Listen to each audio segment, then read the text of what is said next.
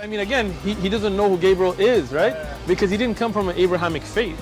The people of Mecca were pagan. Quran is mentioned. If this book was from other than God, they would have found in it many contradictions. If a book is without contradictions, that has no bearing on whether it comes from God or not. I've had phone books that are inerrant, but I certainly don't think God gave them. That we believe without understanding. The brother asked a very important question, that most of the scholars say that listening to music, watching movies, and most of the television programs, they're haram. So how can we have fun? Let me tell you, brother, at the outset, that having fun is permitted in Islam as long as the fun is halal fun. That the standard narrative has holes in it. The Prophet tells us because Satan or the devil sleeps over our nostrils. Those who oversleep and not pray Fajr on time, Satan urinates in their ears. I really do think Jesus was crucified and that he really was dead and buried. He thought that he was a son of God in the sense that he was specially chosen by God. I think Jesus really did think he was going to be the Messiah, the future king of Israel. I mean, that is, after all, why they crucified him.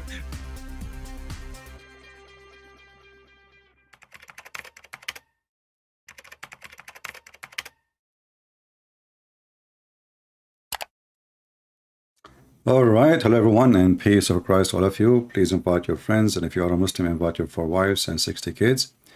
And today our topic is very, very serious. You know, Muhammadan, they remind me of Muhammad. When they lie, they forget what they said yesterday. If you remember, there is a verse in the Quran saying, any of our verses do we abrogate or cause to be forgotten, we will make something better or similar. But this idiot Zakir Naik, he always bring mockery into Islam. And today we are going to show you how Zakir he refute. What the heck with this English? Now the Muslim, they will make a response for refute. They will say, Christian Prince, he said refute. Where we can find refute in our reference? There's no refute. So Zakir is going to refute Zakir. You know, today I wanted to see what I will talk about today, and then a video, because if you remember, last time we went live, I mentioned that Zakir Naik, he said that the moonlight is reflected light. I don't know if you remember. All right.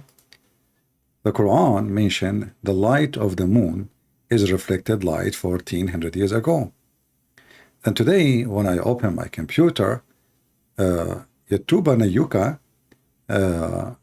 suggests to me to watch Zakir. So I said to myself, what is that? And I found this. It says, now is Allah the Nur of the universe, of the heaven and the earth. So Zakir in the previous video, he said the word Nur means reflected light, borrowed light. What Zakir will say about this one? Let us see first, to refresh your memory, about what Zakir he says in the previous video. Previously, the scientists, they thought that the light of the moon was its own light. But Quran says in Surah Furqan, chapter number 25, verse number 61, blessed is he, that is Allah subhanahu wa ta'ala, who has made the constellations in the sky and placed therein sun, that is a lamp, having its own light, and moon, having borrowed light. The Arabic word used for the sun in the Quran, it is Shams. And its light is always described as Siraj, Wahaj, or Diya, which means a torch having a light of its own, or a blazing lamp, or a shining glory. Always the light of the sun is described as Wahaj. By the way, none of those words saying or mean that it has its own light. That's false. None. It's just describing how strong the lighting is.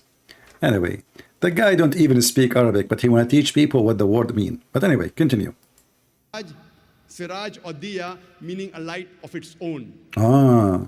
The Arabic word for moon is kamar, and its light is described as munir or nur, meaning borrowed light or a reflected light. There is not a single place in the Quran where the light of the moon is described as its own light. And the Arabic word for star is najam, and its light is described as sakib, meaning the light, by the time it reaches the earth, it loses its brightness, like a piercing brightness. Bright light, by the time it reaches, it consumes itself. And this message, that the sun has its own light, describing as Vahaj, Siraj or Diya, and the moon having borrowed light, that is Munir, or reflection of Nur, is mentioned in several places in the Quran, including Surah Yunus, chapter number 10, verse number 5, as well as Surah Nuh, chapter number 71, verse number 15 and 16.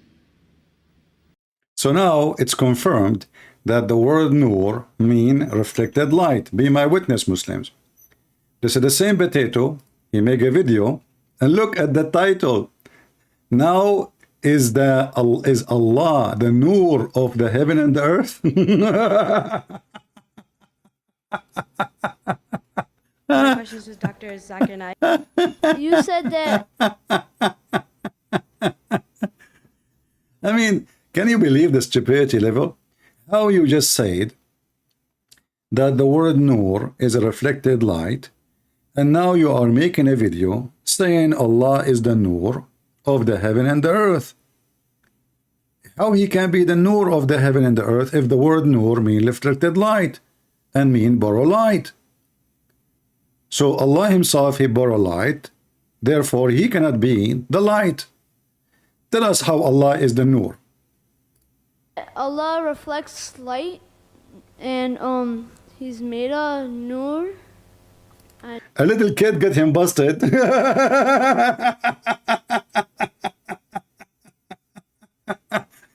Is Allah is a reflected light? He is a Nur.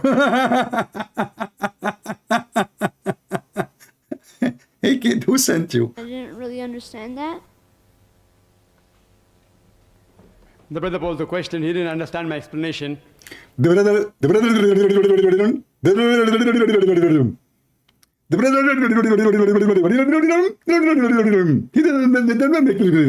what the heck? I mean, you explained it very well, but you forgot he did that in the previous video. He made it so clear that the word Nur all over the Quran come as a borrow light. And now the kid, he is maybe 7, 8 years old, saying to him, is Allah reflected light?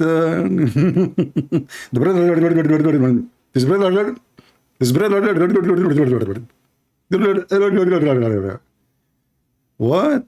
Nur, and he's made a Nur. I didn't really understand. Allah reflects light, and he's made a Nur. I didn't really understand that. The brother posed the question, he didn't understand my explanation. Please repeat. To the counter-argument of Dr. William Campbell regarding Nur and Allah. The Quran says in Surah Nur, chapter 24, verse number 35, that Allah is Nur samawati wal ard, is the light of the heavens and the earth. He is a light. The meaning of light in the Quran, it is reflected light or borrowed light. So he's asking, does it mean that even Allah has got borrowed light? So the answer is giving further. If you read in the verse, it says that it's like a parable of a niche. In the niche, there is a lamp. Hold on. How it's a parable of a niche, you stupid?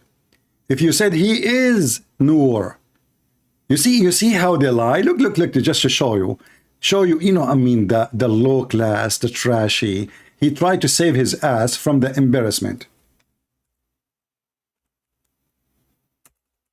Read with me.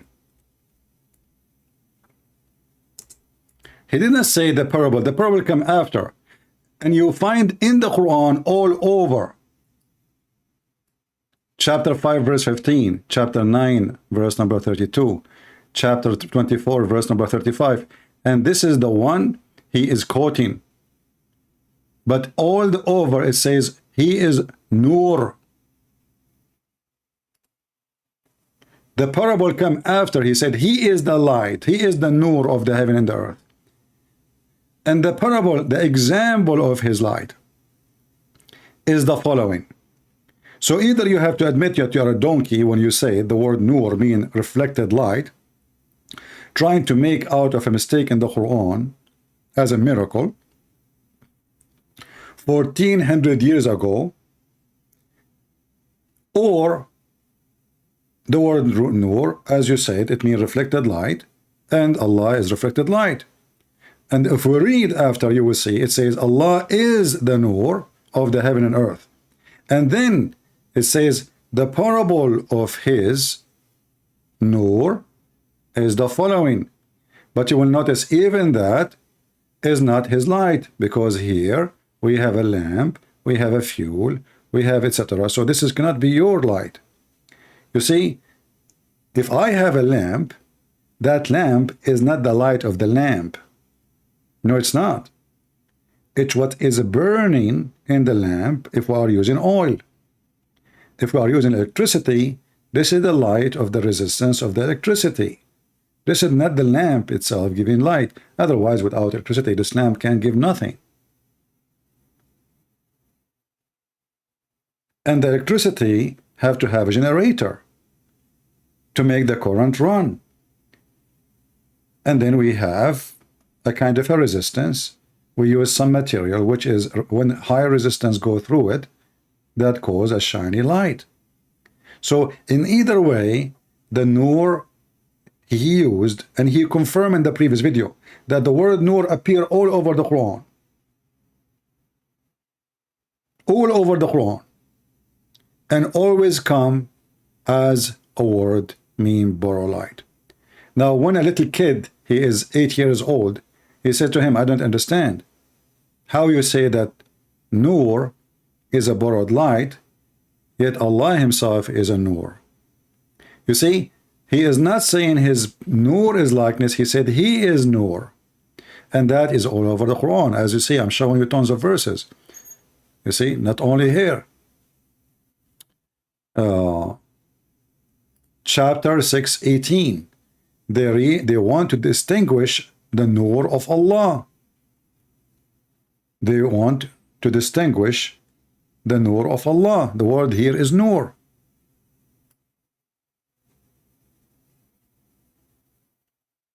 And the funny here, you will see in the translation saying, by blowing with their mouths.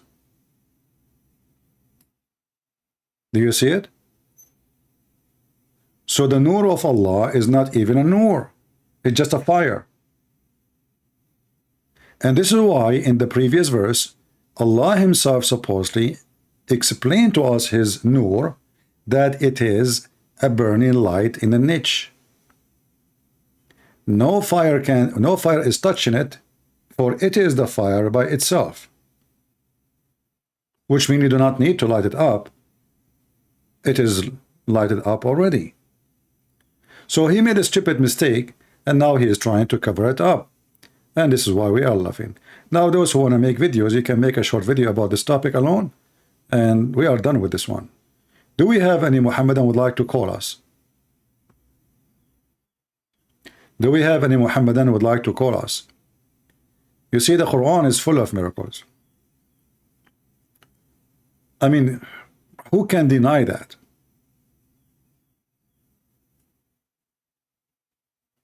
A lot of miracles. Nobody can deny. The earth, there are 7 earths, as an example. Let us see the 7 earths. If you ask any Muhammadan, where are they, those 7 earths? 7 skies and 7 earths. If you remember, the Muslims, they try to make the atmosphere 7 levels. What didn't work with them, you know.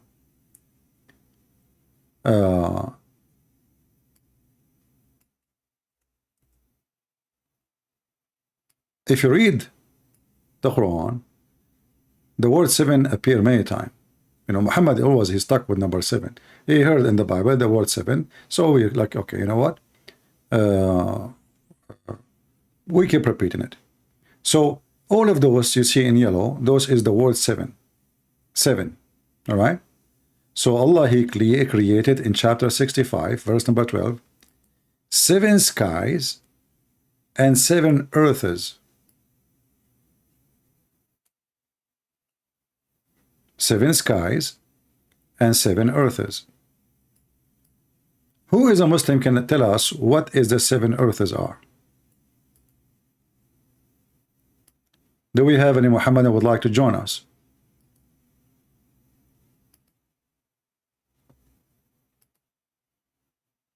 You know what? Let me see.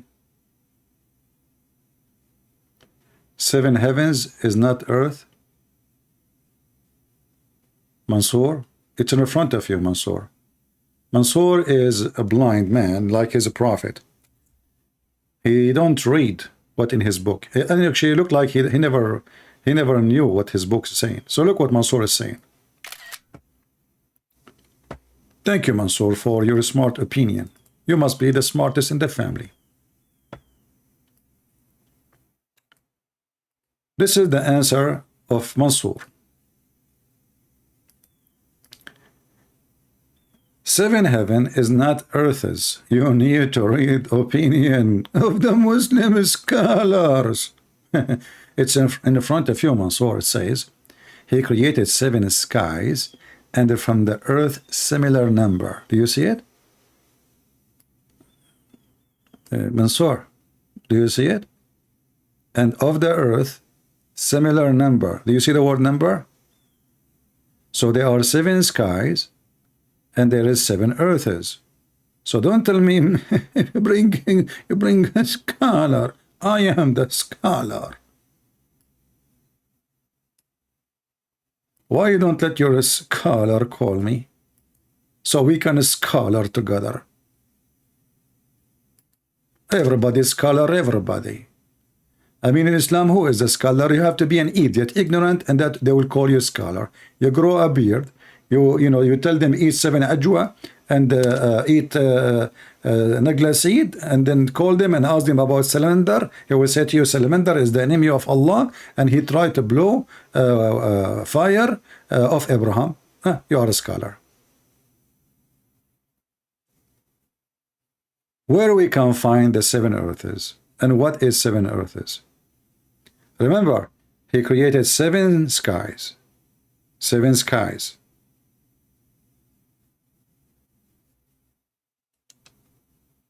Anyone? You know what? What about we go and see what the scholars they say about the 7 earths? Who is a Muslim would like to join us and tell us what the scholar says about this? Just read for me what the scholar said. Huh? What the scholar said. Any Muslim can help us? Just call us and read it. I'm not going to make you solve like a Disneyland cartoon problem. Just tell us what is the 7 earth according to your prophet and your religion. What do you say?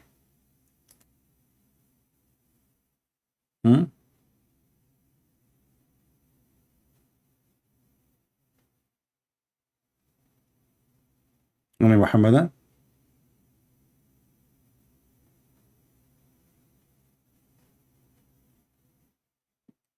Nobody?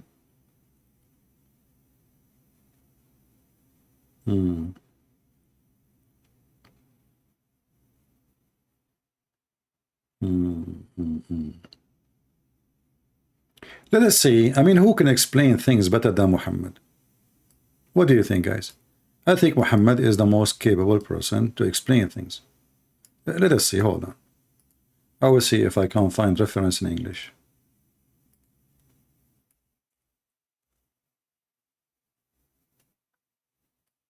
Let's see here.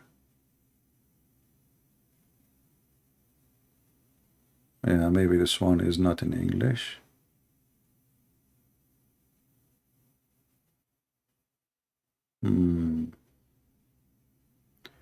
Okay, let us see what else. We have somebody trying to contact me. Don't call me if you are not a Muslim. Call me, I'm a Muslim. Okay, we found a fish.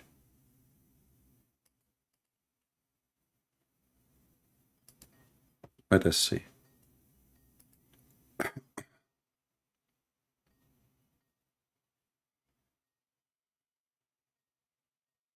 You are calling.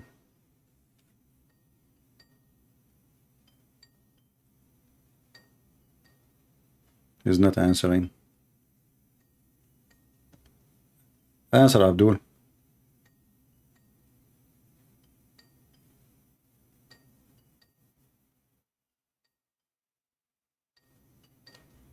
He is not answering. Let us call him again.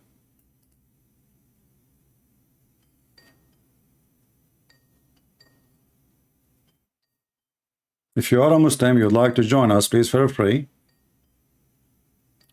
We know, that Muslims are very smart and they knew how to answer anything, any question. And this is why we are asking you to join us live on air,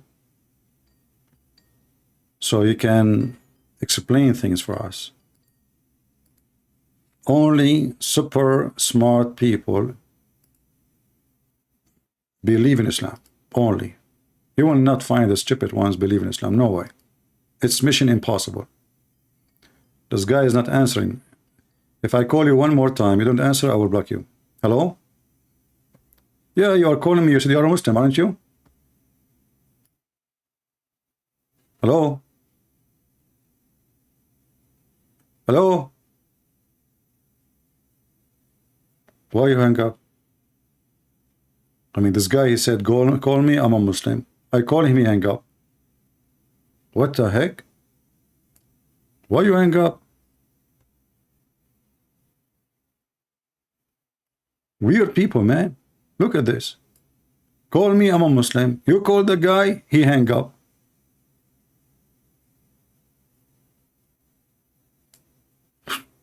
Let me call him again.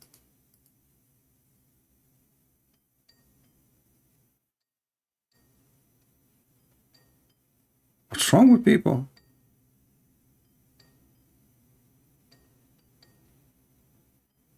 No, he's not answering.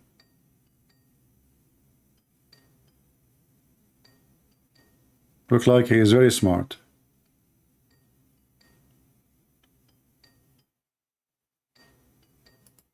Okay, forget it. No need for drama. You don't want to answer, you don't want to talk. So why you text me, you said I'm a Muslim, call me? What this drama is about? What the heck with people? You were excited a second ago, a second after, you are not. What you decide, you said to yourself, this guy is going to make me shish kebab, so you decide not to call. That's not nice of you, my friend. Be the man. Who is a Muhammadan can tell us what are they, the 7 earths?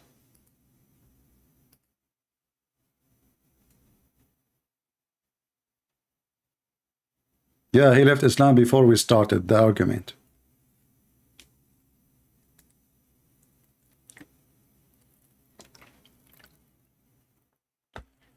Any Muslim can tell us what is the 7 earths?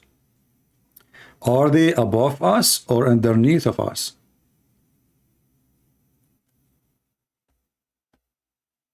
Any Muhammadan knows. If you don't like to talk about the 7 earths, we can talk about the 7 skies. If you ask me, I prefer to talk about 7-Eleven. Do you remember the cartoon of the 7 midgets? Muhammad is stuck with 7. Jesus mentioned the word 7 in the Bible, Muhammad copied it. He just mentioned to him something, he will copy it, he's stuck with it.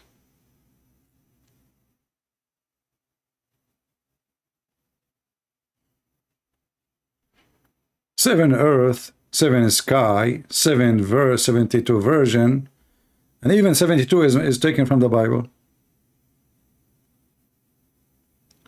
Do we have any Muhammadan?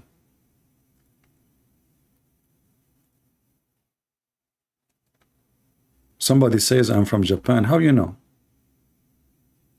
I mean, you cannot hide your ID these days. You know, I will tell you a secret.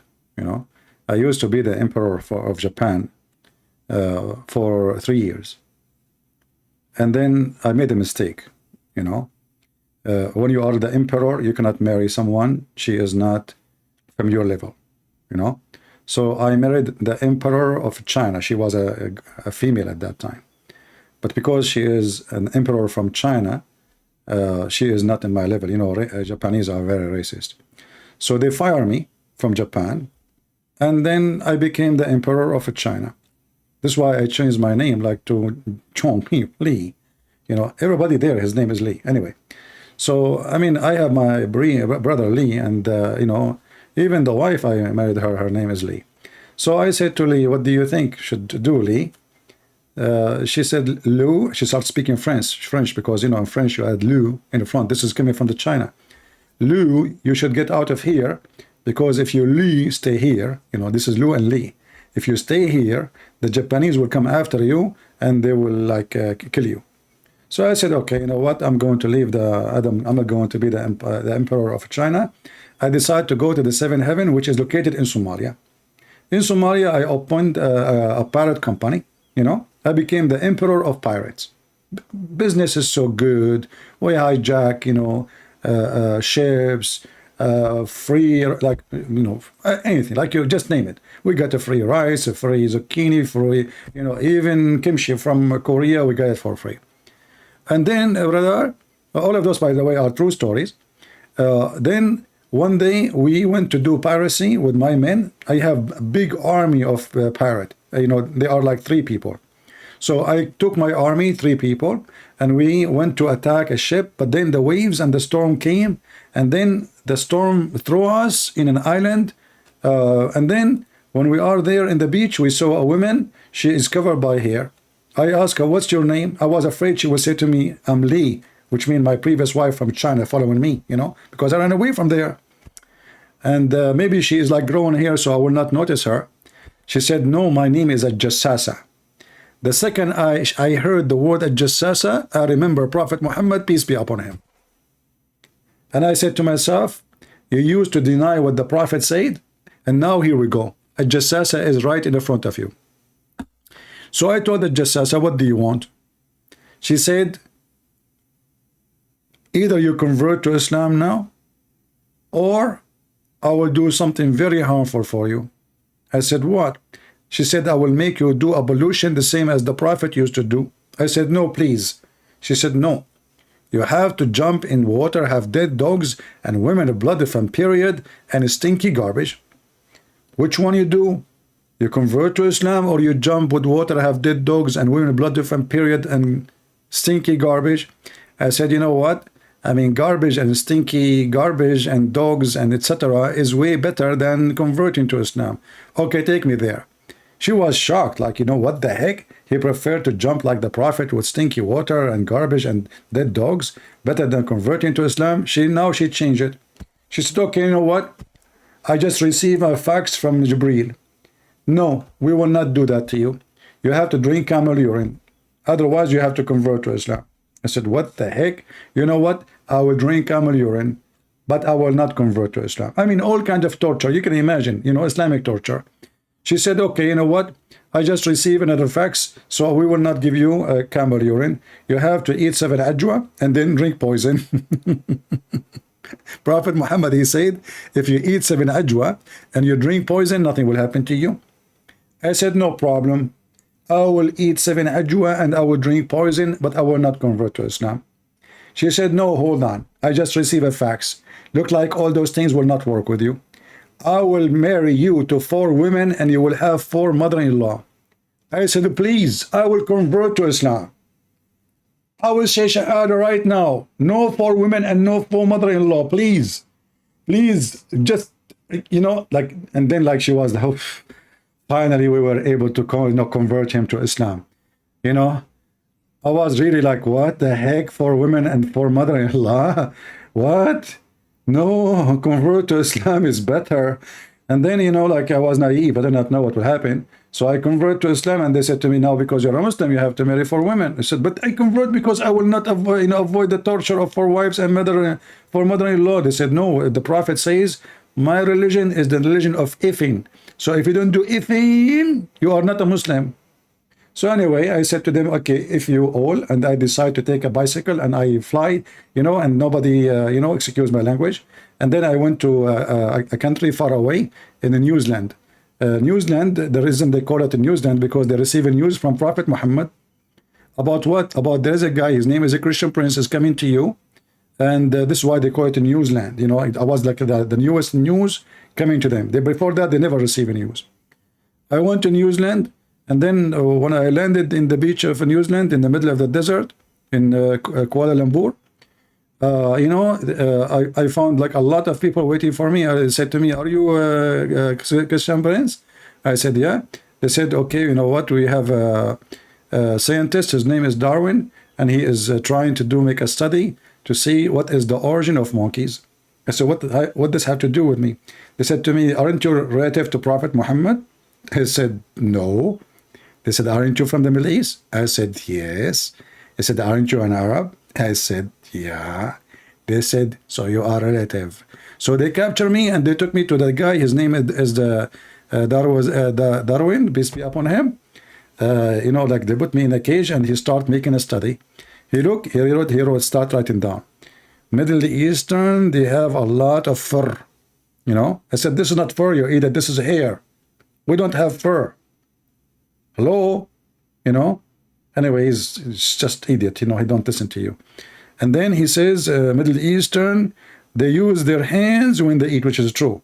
I could not deny that, you know. I said, okay, that makes sense, we do, you know. And he's trying to find out like a similarity between us and monkeys, you know. Anyway, so like, for sure this is a true story. What's wrong with you people? I mean, are you saying that you don't believe it? If there is anyone here, he have a doubt for a second that my story is not true. What's wrong with people? I have witnesses. But you know, at that time and long time ago, all of them, they die, you know. Hello? Yeah, my friend, you said you want to talk to me. You are a Muslim? So, okay, well, where are you from? I'm from San Francisco. All right, my friend, welcome from San Francisco. Are you watching us in I'm watching right now. All right, my friend. So you are from San Francisco. We are asking about where is the 7 earths and 7 heavens in the Quran? No. I wanted to correct you about the use of the word nur. Okay, what the word nur? Tell me, what is the word nur mean? It means light. Okay, but Zakir Naik in his video, he said, the word nur mean light, but as a reflected light. I'm not talking about what he's talking about. I'm talking about what I'm talking about. So do you agree with me that Zakir Naik is lying? No, I'm not even addressing that issue. Why you don't address it? Why you don't address it? We are addressing Zakir Naik's statement. Either he is a truthful or he is not. And you are a Muslim. And if you are a truthful, then you should say, well, he is not telling the truth. Very simple. I'm not going to address his issue. I want to correct you in what you said about the word that Allah borrowed light, or that nur. No, it's not me who said that, my friend. You get it wrong. For me, I know that the word nur is not a borrowed light, but it's you Muslims who lie, and you claim that the Quran speak about reflected light of the moon. So when the Muslim lie, trying to make a scientific miracle out of the Quran, when the Quran using the word nur for everybody, nur for the sun, nur for the moon, nur for Allah, nur mean light. No, not nur for Allah. So is Allah have a nur or not? Allah, the word for Allah is an-nur. Al-Nur. Where do you get this from? Where do you get this from, Al-Nur? An-nur, the light. No, I don't want to Google it. Tell me where we can find the word Al-Nur in the Quran. An-nur. There is no word. There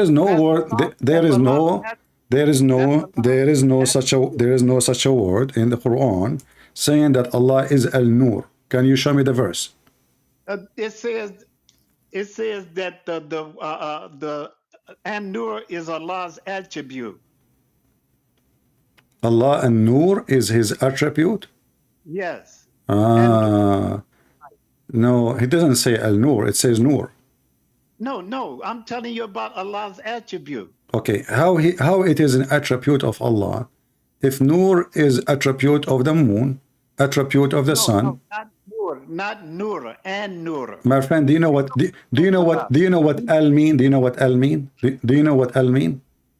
What? Do you know what Al mean? Al when you say Al. Okay, so that's mean anything I add before the will make it the car, the train. That will not change the quality or the subject. That is just to say I'm talking about a specific thing. That's all. Yes, it's talking about okay. a specific. Where in the Quran? No problem. Where in the Quran it says that Allah is Al-Nur? I'm telling you that An-Nur is Allah's attribute. Okay, in order to find it, in order to find attribute of Allah, you have to find it in the Quran, my friend. So where in the Quran it says he is Al-Nur? You doesn't have to find it in the Quran. So where do you get it from? Where do you get it from? Where do you get it from? Find An-Nur in the Arabic dictionary. No, Arabic dictionary, the word Nur is Nur. There's no Al-Nur. There's Nur. No, An-Nur. My friend, you said it's an attribute to Allah. Then we have to find it in the Quran. Where we can find it in the Quran? Do you know what the 99 attributes of Allah is? I know, but we cannot find them in the Quran too. Here we go. An example. I said to you, where is An-Nur? You said it's not in the Quran, it's in dictionary. So you Muslim, you find Allah in the dictionary? Don't divert from the question that I'm asking I'm you. asking you, where you get An-Nur from? You said dictionary. I'm saying I get the An-Nur from Allah's attribute. Okay, where is attribute of Allah coming from? You said to me dictionary. I said, is it in the Quran? You said no. I did not say no. So where we can find it then? When you Muslim write the names of Allah and you say one of them is this and this and this, where do you get them from? You should get them from the Quran. Christian Prince, stop diverting from the question. You're trying to divert from the question. I'm asking you, do you know what the 99 attributes of Allah is? I know that they are stupid. Oh, you know, but they are stupid. But yeah, as an example, one of them is Al-Mudil. How Allah can be Al-Mudil, the one who deceive? Okay, so you keep on trying to divert. No, I am not. You see, in the Al-Mudil, we can find it in the Quran. In the Quran, we can find the word Nur, but we cannot find Al-Nur. Answer my question. Do you know the 99 attributes of Allah? I know them, and I told you they are stupid. Now, what is your answer? Where we can find Al-Nur? One of them. Okay, I will go with you. You sound like you are a scholar who know nothing about Islam. But if Allah is Al-Nur, if Allah, hold on. If Allah is Al-Nur, is Allah is Nur? Is Allah really a Nur? I don't hear you. I don't know. I see your lips moving, but I hear no voice. Don't ridicule me. Let's talk like peaceful men. We are talking peaceful way. Did I say anything to you? No. I'm asking you, as long Allah is Al-Nur, why he have a leg? What? If Allah is light, why he have a leg? Have you ever heard of light have leg? A leg? Leg. He have legs, he have arms, he have fingers.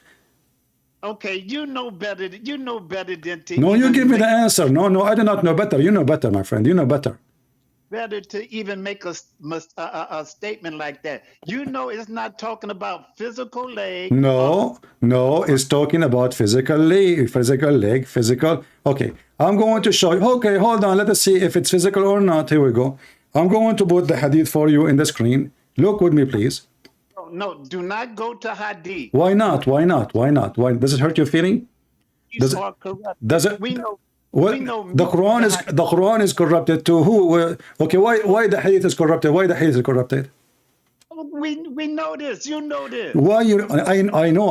I agree with you. Muhammad himself is a corrupt man, so everything he says is corrupted anyway. But I'm saying, why you take the Quran? Why you take the? So are you saying to me, I have to find you that Allah have a shin, have a leg, have a hands from the Quran, and then you accept? Not physical. Okay, how? What is the proof? Is they are not physical? Okay, come on. You use your common sense. That's the proof. Okay, no. Okay, common sense. Common sense. Allah is a man. Is he a man or not? No, Allah is not a man. Okay. You know that. All right. Okay. So okay. Why? So why the scholars? Why all the scholars? Why all the scholars? I don't hear you. I don't hear you. I see your lips moving, but I hear nothing. I don't know why. You hear me on the phone. Yeah, but your lips is moving, but sometimes I hear nothing. I just see your lips moving.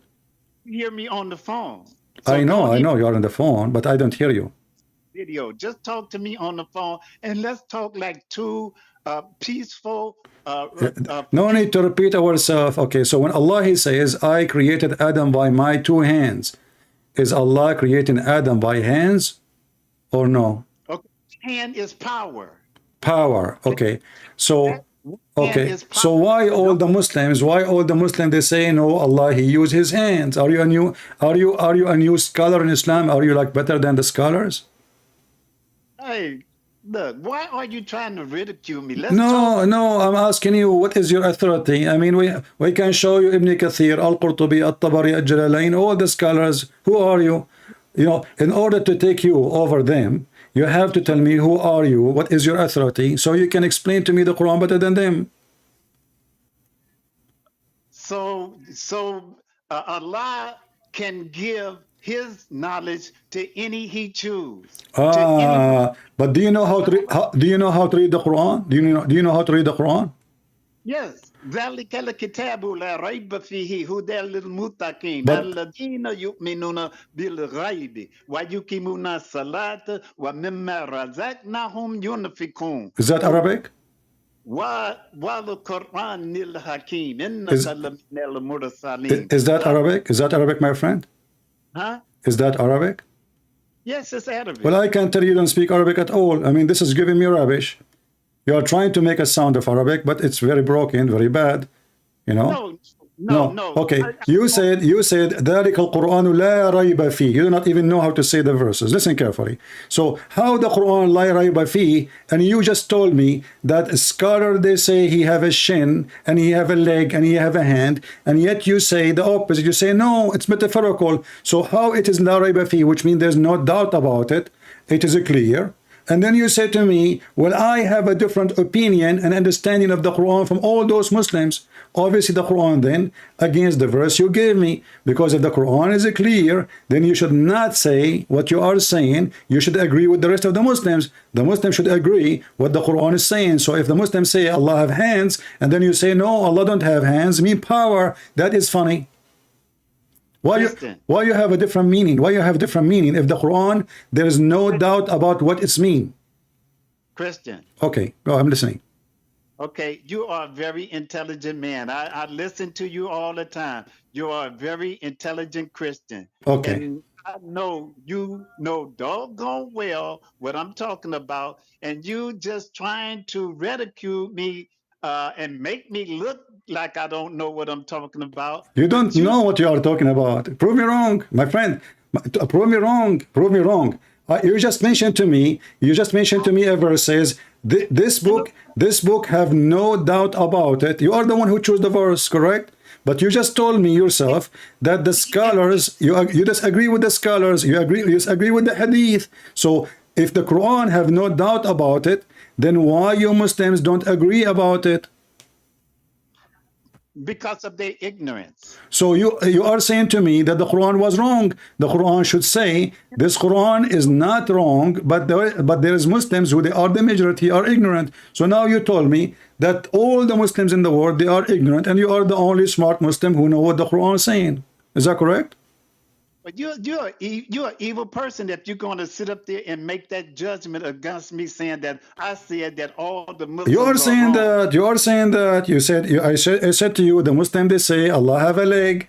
You said no, they are wrong, they are ignorant. Is it you who called them ignorant or me? I called the ones that you said. All of them.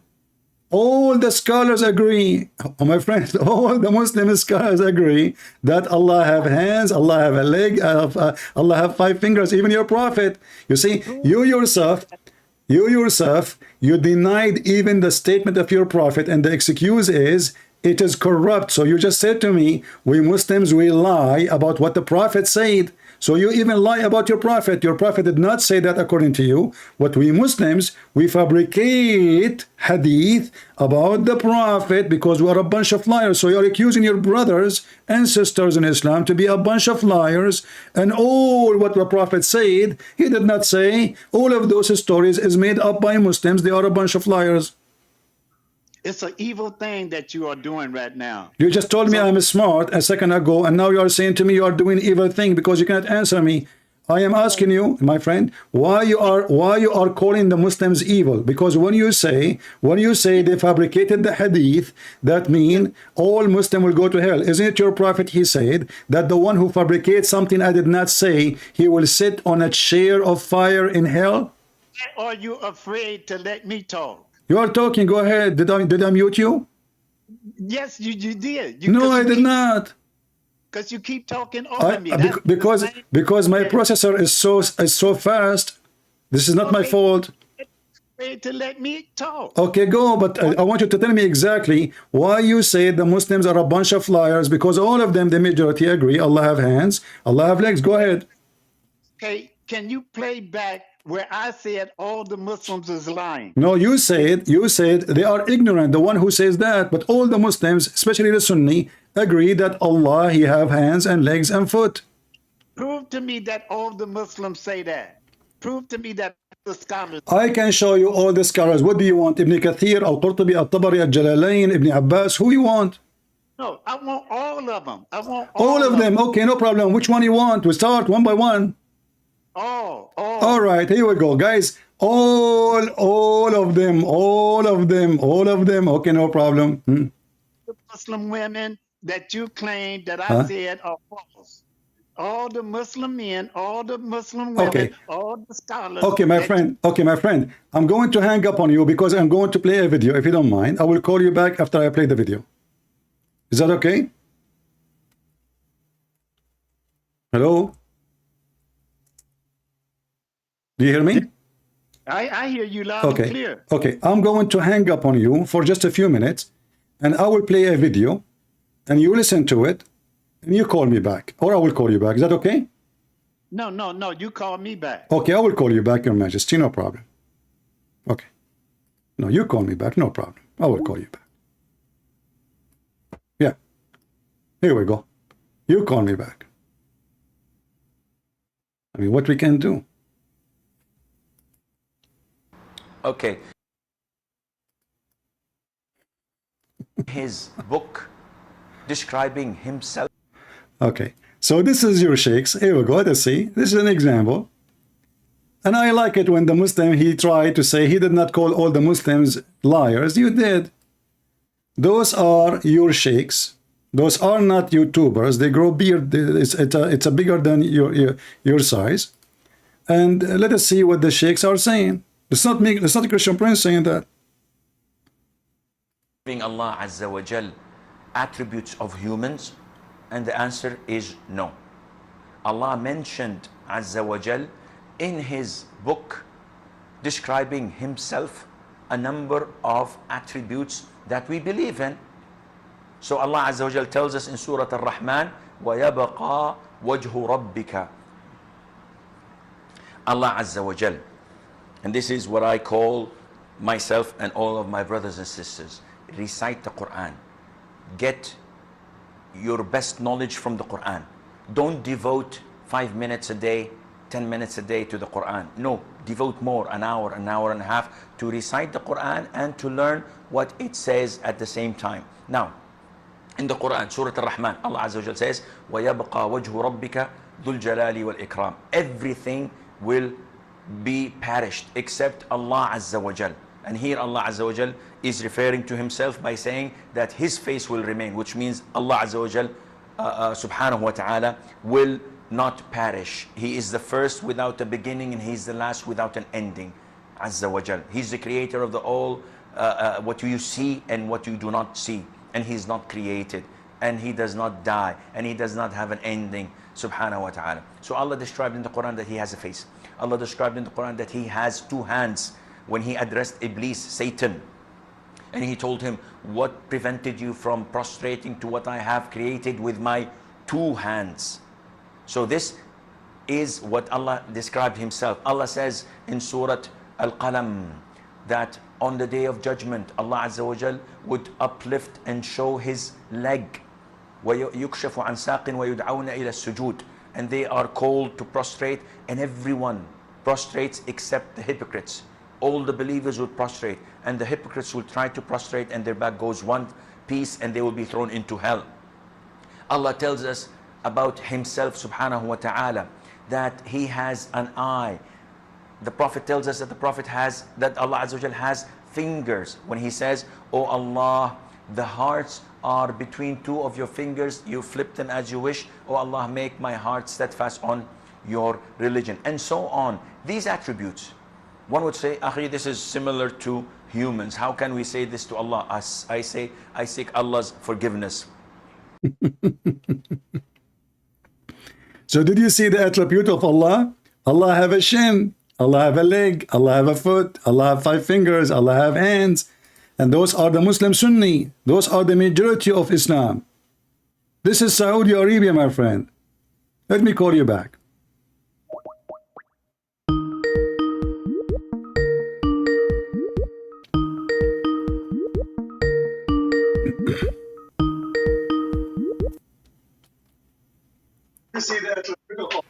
All right. Did you hear the Sheikh, my friend? Did you hear him?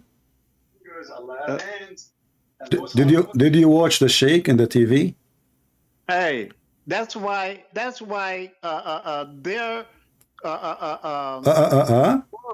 their world. See, you have Muslims that follow scholars that have people have children strapping on bombs and doing all kind of crazy things. Really? So why wouldn't you believe that these same scholars will say things about Allah which is not true? Okay, hold on. A second ago, before I hang up on you, you said to me, "Show me the scholars."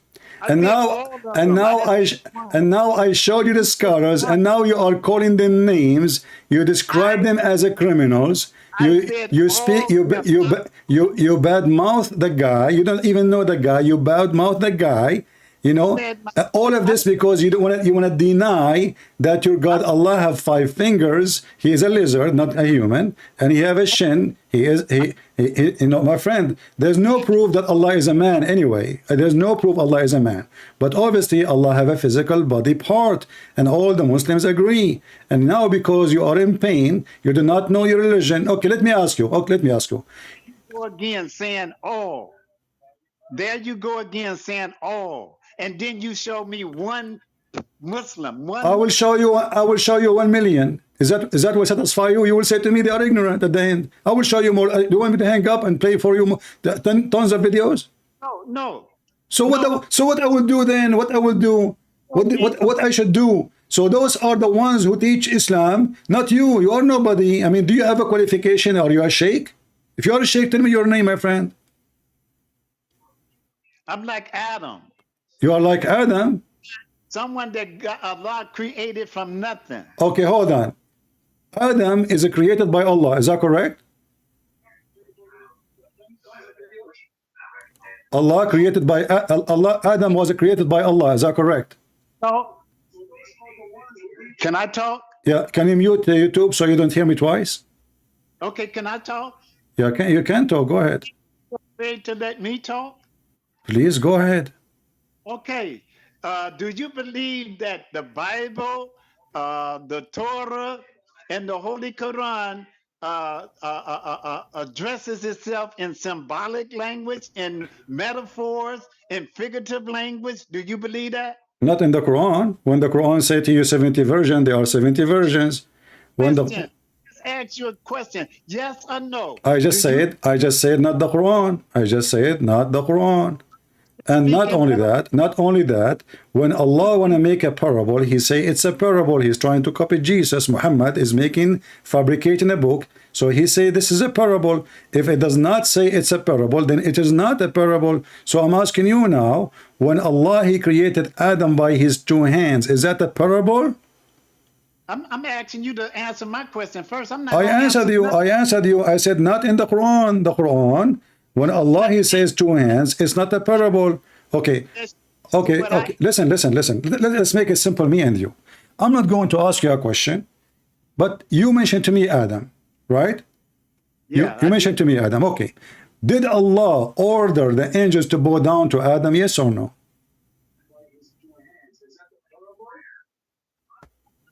Mute YouTube. What scripture are you referring to? I'm reading hadith. It says that Allah, he ordered the angels to bow down to Adam. I already told you, don't speak to me about hadith. So you don't believe now in this story that Allah, he ordered the angels to bow down to Adam because it's a hadith. I'm saying do not quote hadith to me. Okay, no problem. So now can we accept the story about the angels bowing down to Adam, or it doesn't make sense to you? Listen. If you want to quote anything to me, quote Quran. Don't quote. No problem. I'm trying to get your opinion, my friend. So do you agree with the Muslim when they say that Allah, he ordered the angels to bow down to Adam? I'm not answering anything that is in the hadiths. I'm not asking you about any hadith now. I'm asking you, the Muslim, they taught me when I was a kid that Allah, he ordered the angels to bow down to Adam. Is that a story you believe in, or this is against your logic? I'm asking you, from what scripture are you quoting? I'm not telling you any scriptures now. I'm asking you, do you believe in that or not? Either you say yes or not. Are you scared to say? Are you scared to say as a man, I believe in it or I don't believe in it? Say it. I believe in what the scriptures say. Okay, do you believe what they told me, that Allah, he was committing shirk and he ordered the angels to bow down to Adam? Because as I know, Muslim, they claim that you should only bow down to Allah, and Allah will not allow you to bow down to anyone else. So when the Muslim, they told me that Allah, he ordered the angels to bow down to Adam, are they teaching Muslim shirk? Do you agree with them? Does scripture say that? So you are waiting. If the scriptures say that, you will say yes. If the scriptures say no, it doesn't matter if it's true or not. So you see, you are playing games now. When you want, it's a metaphorical. When you want, okay, no problem. Okay, I am not talking about the scriptures now. I'm talking about what the Muslim told me. Why you are scared to answer? Why you are scared? Listen. Why? Okay, give me your opinion as a man. Let us say I met with you in the street. I invite you to have a coffee with me. You sound like a nice guy. Okay, so now we are sitting to drink coffee. I ask you, what do you think about people believe that their God, he ordered the angels to bow down to Adam? Tell me, do you agree with them or not? Okay, finish the statement. I just finished. I just finished the statement. Do you agree with them or not? Give me a statement that for a reason that Allah sent the angels to Adam. I am not telling you any statement. This is what they told me. They told me that Allah, he ordered the angels to bow down to Adam. And for me, it's not convincing. Doesn't make sense. Does it make sense to you?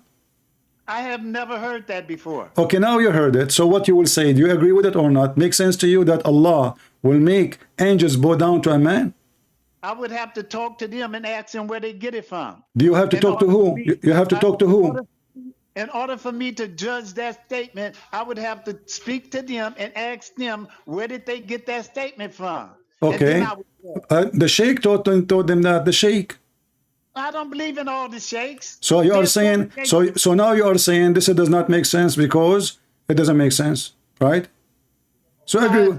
Hey, do you believe that some sheikhs ordered little kids to strap on bombs and go into Israel and blow up innocent people? I believe Muhammad told them that, not the sheikhs.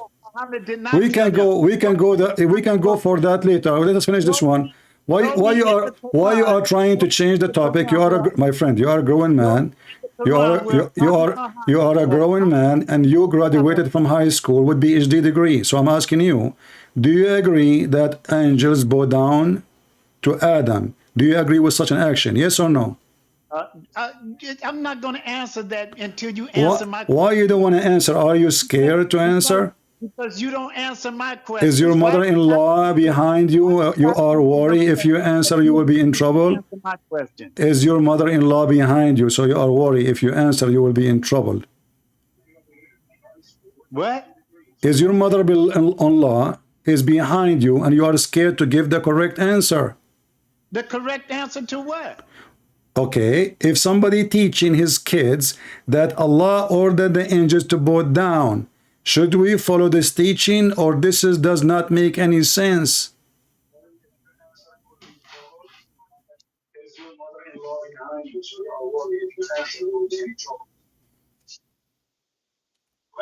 Do you consider yourself a sheikh? I used to be a prophet, but they fired me because I eat too much baklava. Oh, is that right? Yeah, so are you going to answer me or not? I know you're a very intelligent person. I know that. And this is why you are scared to answer, aren't you? No, I'm not afraid. Then give me the answer. I keep repeating my question to you for the last 20 minutes, and you, my friend, you are refusing to answer simple logic. Do you Muslim believe that you should bow down to anyone except Allah? Should you bow down to a man? Should anyone bow down to a man or only to Allah? No man should bow down to no man. Okay, if a man should not bow down to any man, so is the angels should bow down to a man? It all depends on the word that you use when you say go down. No, I'm not saying go down. I said bow down, bow down. I did not say go down. My friend, you speak English. You speak English better than me. You speak English better than me, I'm sure. And you know what bow down mean. Bow down, not go down. Bow down. You're talking about sajda. Yeah, sajda. Yeah, sajda. Yeah. Okay, so now, sajda doesn't only mean prostrating. So what it mean? Huh? What it does mean? Submitting. So when the angel they sajada to Adam, they were submitting to Adam, worshiping him. No, not worshiping, submitting. So how they submit themselves to Adam? Just like Benjamin Franklin made the lightning submit to. We used to be afraid of lightning, and Benjamin Franklin wasn't afraid of the lightning no more. And he made the lightning sajda, submit to him. Okay. So you Muslim now no more submit to Allah. The Muslim now, the Muslim angels now, they don't submit to Allah, they submit to Adam. The Bible says it. Said what? That the angels became lower than men. But what? Right? The angels. Right? Okay, the angels. Even the Bible says that the angels, the son of angels, they marry the human being. He's talking about the good ones of us, the good one of us who marry women who they are pagan like the Muslims. So this is bad sin, because if you marry a Muslim, you become pagan. You're trying to change the topic. So I'm asking you now, when the Muslim they say bow down, when the Muslim they say listen, you are trying to avoid the question, my friend. You are scared. What kind of religion teach their children to bow down and just bow down to a man? Hey, I just explained to you what that meant. How you know what it's meant? They told me it's bow down. He bowed down to Adam. He bowed down. He bowed down. They did not say submit. You are making things up. And there is nowhere in the Quran, nowhere in Arabic it says sajda means submit. What are you talking about? Sajda always mean bowing down. It's a physical action. Doesn't. No, it doesn't. Okay, so do you agree? Okay, so now are you saying to me, okay, explain to me. Listen, I will go with you. Explain. You don't have dictionary. Sajada mean only bowing down. You are ignorant. You don't speak Arabic. Arabic is not your language. Don't teach me Arabic. I'm asking you now. Okay, listen. Okay, I want to go with you. I want to go with your ignorance. I want to go with your, my friend Abdul. Listen, I want to go with you. I wanna go with you. I wanna go with you. Listen. So now you say the angels are submitting to Adam. What does that mean? Giving service. Giving service? Yes. So they became his servants? The angels are not above man now. They are not. Tell us that. So is Jibreel is above man or he's under the man? Fine when the Bible says that? No, listen, is Jibreel is above the man? No, you listen and answer my question. You keep avoiding answering my questions, but you continuously want me to answer your question. So answer my question. You did not answer my question to answer your question. I'm repeating my question for the last 30 minutes. I didn't ask a dozen of your questions. No, you did not answer anything yet. I'm asking you a very simple one. Should angels bow down to a human? Yes or no? Hey, you know something? Yeah? You know? No, I do not know. I like you. Okay. Because can you tell me about you like me or not after you answer the question, please? You can tell me, my friend Abdul. You can tell me if you like me or not later. I mean, you can at the end of the video. I will give you 5 minutes to tell me how much you like me. All right? Listen, my friend. You need to stop. You need to stop ridiculing peoples and making fun of peoples, and you need to stop being evil, man. You need to stop doing that. Okay, are you saying to me let's change topic now because you are under pressure? You can't answer a question. I can answer any question that you ask. You keep playing victims. Everything I say to you, you play victims. Stop saying evil. Why did I say anything to you? I did not say anything to you. All what I'm saying, give me the answer. And Allah, he ordered the angels to bow down. You said to me, the word bowing down means submit. That's stupid of you, my friend. Do you have a proof? Could you give me a moment? You see, you gave me the answer already. Here we go. This is Quran. This is Quran. You are ignorant. You do not even know your religion. You just said you never heard this before. Everybody heard you. Correct, people? He said he never heard this before. Never, never, never. You are more than 60 years old. You never heard that the Quran repeated tons of times that Allah, he ordered the angels to bow down to Adam? What kind of a Muslim you are? I did not say I didn't hear that. Yes, you said I never heard this before. It's recorded. Did not say that. Show me. No, you said that. You said I never heard this before. It's recorded. It's recorded.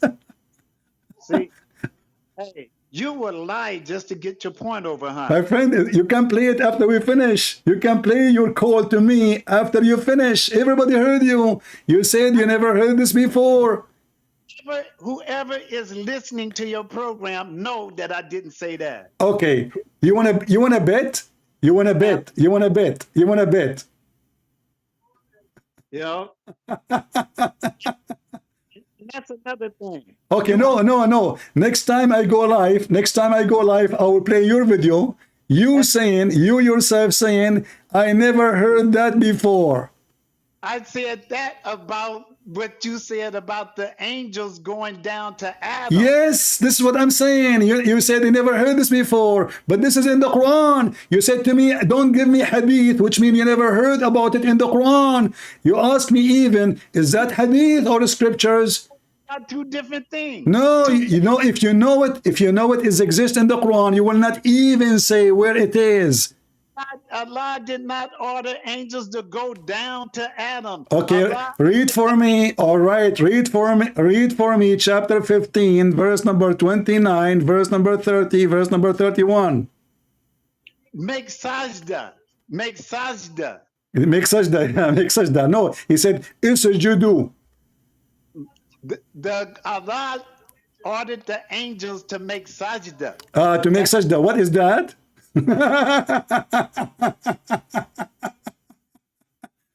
Shall we read Ibn Kathir? It means submit. Okay, my friend, which scholar of your religion agree with you? There is just one agree with you. Let me say this here. Say this. That Allah. Yeah. No way. Bless. He pleased to bless. Okay. We have a situation. We have a situation. We have a situation. What is a situation? Explain to us. Where scholars, Hmm. you know. Yeah. Situation. We have a situation. I like you, by the way. You are funny. So you have a situation. What is a situation? So the angels, Allah, He ordered them to bow down to Adam. All the scholars agree. Ibn Kathir, Al-Qurtubi, Al-Tabari, Al-Jalalain, you name anyone. Even your prophet agree. And now you are coming to me saying to me, no, they submit to Adam as if Adam is Allah. Why do you keep saying bow down? Huh? Why do you keep saying bow down? Because this is what your scholar says and this is what the Quran is saying. Okay, how many definitions is there for sajda? Only bowing down. Only. Only. Okay, could you give me a moment to look at my Arabic dictionary and give you some definitions of sajda? Okay, you do not need to go. I can show you dictionary right away in the screen. No, I got a dictionary. I don't trust your dictionary. What do you mean? I will show you Islamic dictionary. I want my dictionary. I don't trust what you put on screen. You put a lot of false things on screen. No, but you will show me something in the screen too. No, I won't. I'm gonna look. So how I can trust what you will say to me if you don't show it to me in the screen? I want to see it. I just want to go to my Arabic dictionary. Okay, here we go. This is the Arabic dictionary. I have it in front of me. Here we go. It says throw ourselves down, idolize, kneel with the forehead touching. This is your Islamic dictionary, Al-Ma'ani. Afraid to let me do that. I will go ahead. I'm not holding you, but it took me 2 minutes to find it. It's idolize somebody, kneel with the forehead touching the ground, or idolize or regard with adoration, and throw yourself down. This is what sajda mean. Okay, let me ask you this: as an intelligent person, I am not intelligent. I'm an Arab. Have you ever seen an Arab intelligent? That's weird. Can I ask you this? No, I thought you want to show me dictionary. Go ahead. Let me look at what you got up there on the screen for a second. Okay, don't forget to look at your dictionary too. Or joy with adoration. Idolize or regard with adoration. Idolize.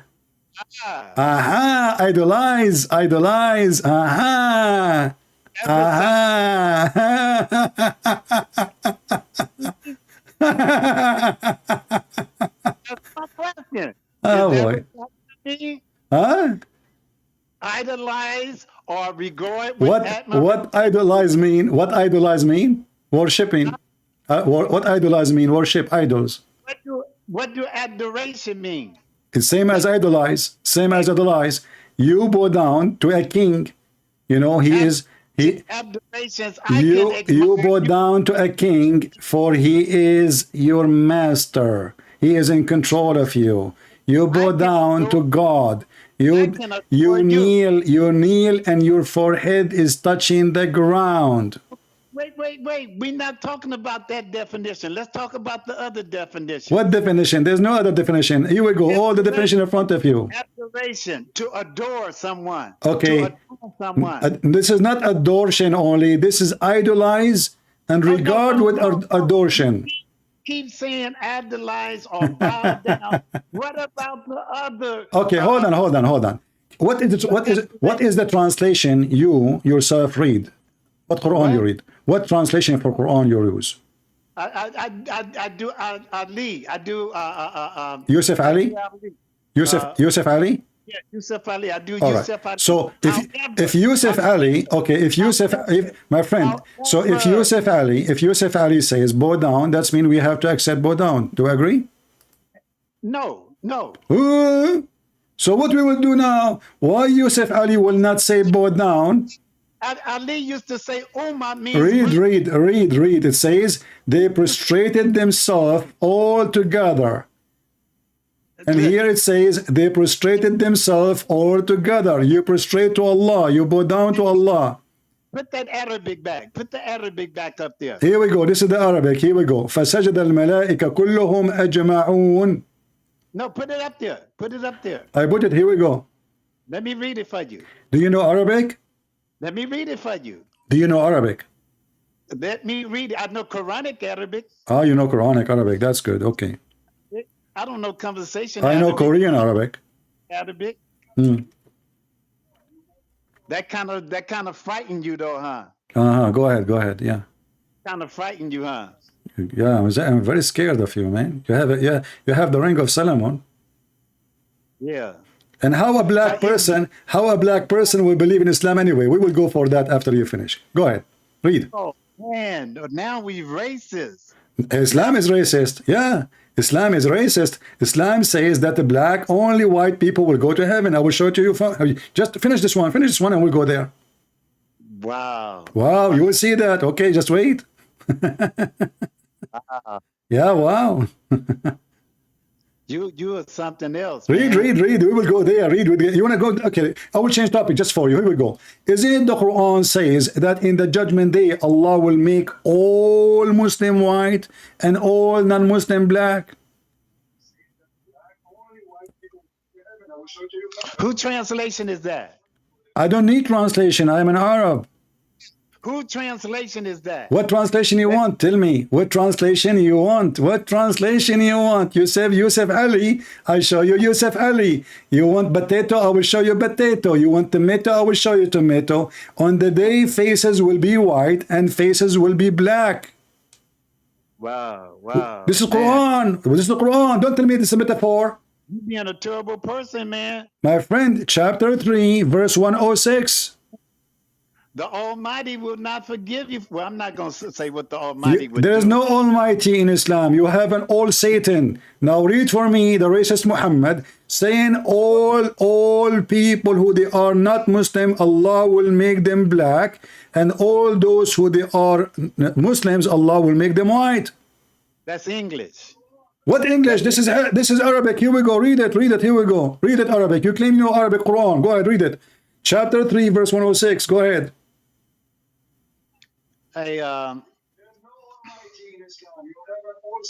Wow. Oh, Have yeah. you ever seen a black man? Have a what? Have you ever seen a black man? They are my best friend. I love them.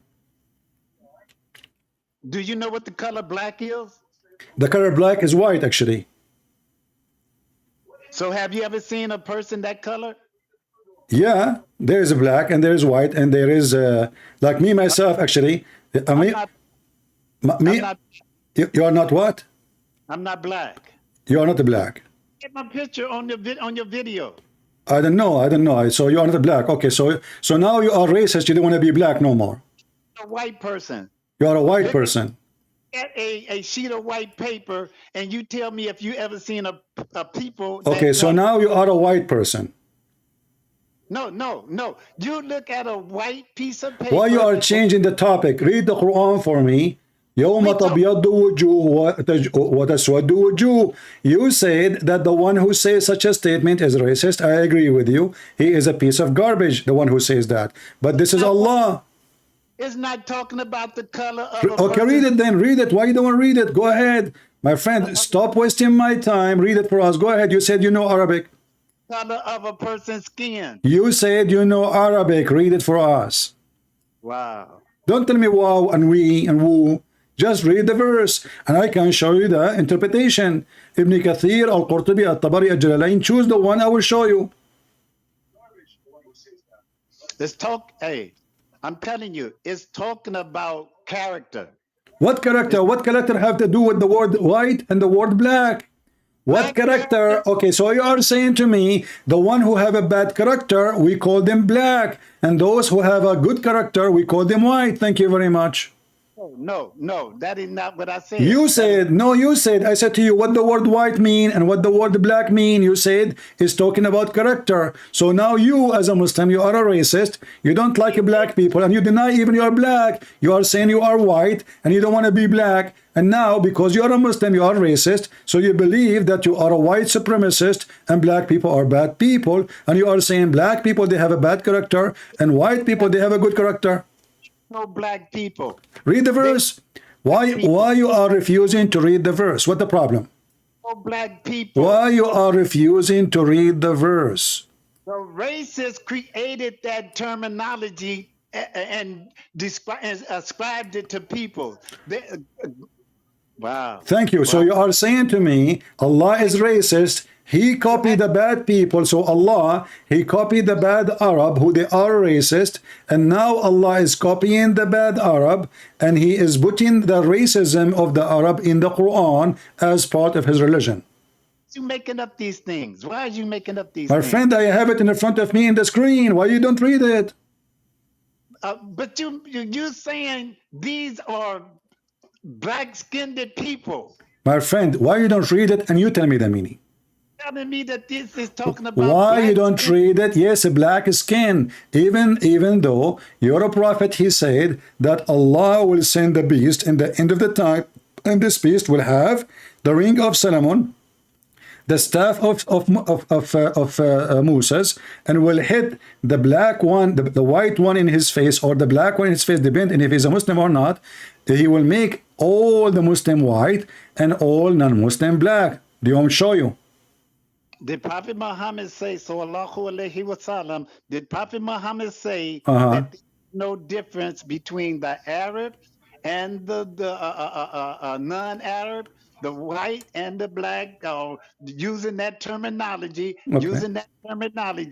is that a saying? Did you finish? You see how hypocrite you are? When I wanted to show you what the hadith says, you said, I don't accept the hadith, it's corrupted. And now you are quoting a hadith which is unaccepted by Muslims. Look, guys, how hypocrite our friend Abdul. I said to him, let us see what your prophet said. For the last hour, he was saying to me, don't quote for me hadith. Hadith is corrupt. We know the hadith is corrupt. And now he could not find me anything to say except a corrupt hadith to prove his point. So why you refuse the hadith? And now you are quoting the hadith. So now you have no excuse. The prophet, he agreed with the hadith. And you agree now. So now we can quote your prophet in the hadith saying that Allah created white people to go to heaven and he created the black people to go to hell. Why are you being evil? You are the one who said hadith is corrupted, and now you just quoted for me a hadith which is da'if. Listen, can I say something? No, you cannot. Why you are lying to me for the last hour, saying to me you don't accept hadith, and now you are quoting hadith.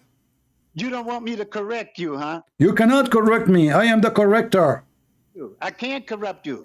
You cannot correct me. I am the corrector. You cannot correct me. I am the corrector. I correct your God. I correct your prophet. And I got the Abdul busted. And I got you busted. I'm being friendly, by the way. Don't be upset. Don't hang up. So now, why you said to me, I don't accept the hadith. Each time I want to show you a hadith. And now suddenly you accept the hadith which is not even sahih. Yeah. Being arrogant. That's what brought Satan down. Can you show me the sahih hadith you just quote for me? That's what brought Satan is the hadith you just quote for me is sahih? It is not. Too much pride. My friend, you don't accept. Okay, listen.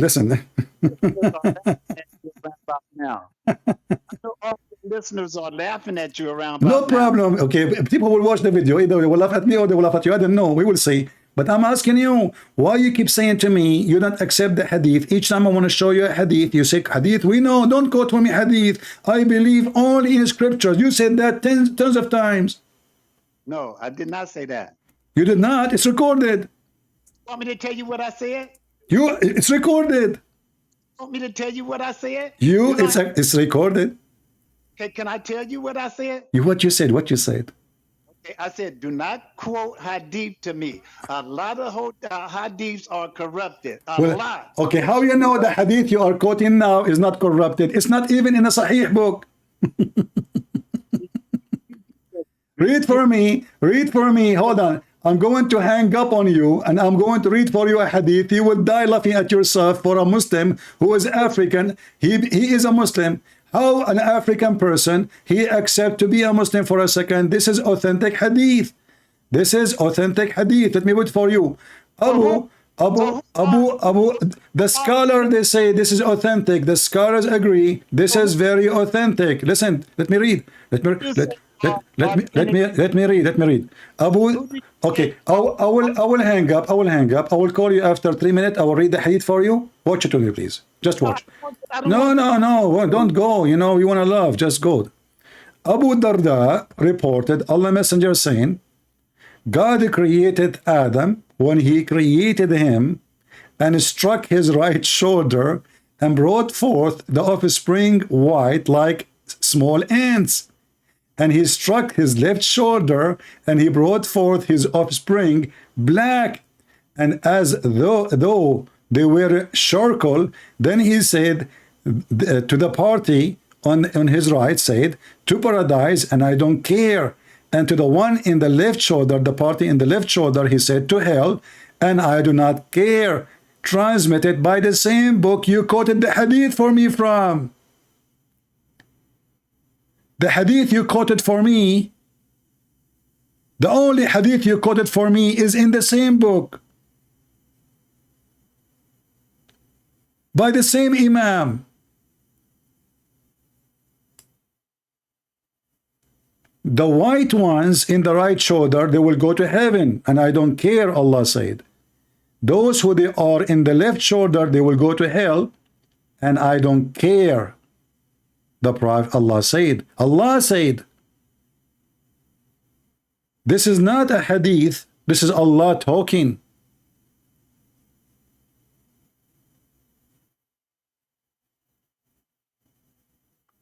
How in the world anyone will believe in such a garbage religion? Regardless if you are black or white.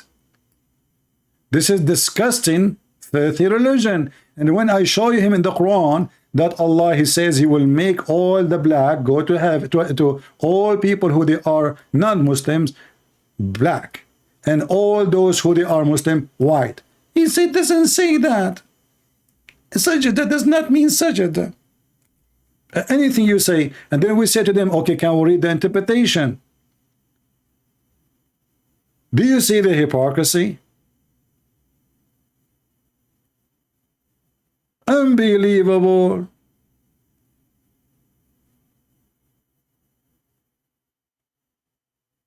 And now if we go to the Quran, let us go to Ibn Kathir. I mean, instead of wasting our time speaking with someone ignorant who do not know how to say his prophet name correctly, let us go to the Quran, chapter 27, verse number 82. Is that metaphorical? People will die laughing at you, my friend. You are ignorant. You do not know that you are following white supremacist garbage cult. Okay, 27. Where's 27? Hold on. The chapter of the ant. The ant, brother. The ants. Okay, here we go. Who is talking there? This is not a YouTuber. This is Ibn Kathir quoting your prophet, quoting Ibn Abbas, quoting not the scholars, quoting Ibn Abbas himself, Muhammad himself. Here we go. Muhammad saying, you know, blah, blah, blah, blah. The Messenger of Allah said, blah, blah, blah, blah. The signs of the hour, blah, blah, blah, blah, blah, blah. Shish kebab hummus, here we go, blah, blah, blah, blah, blah. And then we continue until we arrive to the beast. The Messenger of Allah said, a beast will emerge from the earth, and with it will be the staff of Moses and the ring of Sulaiman. Peace be both on them. It will strike the nose of the disbeliever. With the staff will make the face of the believer bright with ring. Translation is not accurate. Will make it white, shiny, not just a bright. But anyway, soon we will see how the word white appears down. Until the people gather to eat, and he will the disbelievers with the will make it black. So he will hit with the ring, he will hit with the staff. The Muslim will become white, all of them. Non-Muslim will become black, because black is a color, is a penalty in Islam. To be black is a penalty. So when people they eat together, they will recognize each other, oh believer, oh disbeliever. How they knew? From the color, because all black will be disbelievers, all white they will be believers. And now read with me carefully. This is a description of the beast, very funny, it's like a cartoon. And then here he will say, there will be, okay, here we go, it says, it will bring out with the staff of Moses and the ring of Suleiman, and there will be no believer left without it making a white spot in his face, which will spread until his face is shining white as a result. And there will be no disbeliever left without making a black spot in his face until will spread and make his face black as a result. It's a metaphorical. It's a metaphorical. The staff, the beast must be metaphorical. The ring of Solomon, it's a metaphorical. The face is metaphorical. But none of the scholars say that, except this poor man, Muhammadan from San Francisco. They lied to him. They deceived him. He is an ignorant, and he is going to go to hell. Because anyone who follows someone racist, he will go to hell. Racism is from the devil, is not from God. And Muhammad is the devil. This is why Muhammad, he called even black people raising head. And as long you quote the hadith, then you accept the hadith. Each time I want to show him a hadith, he say, I don't accept. Let me call him one more time. Give him a chance. Maybe he will repent and will leave Islam.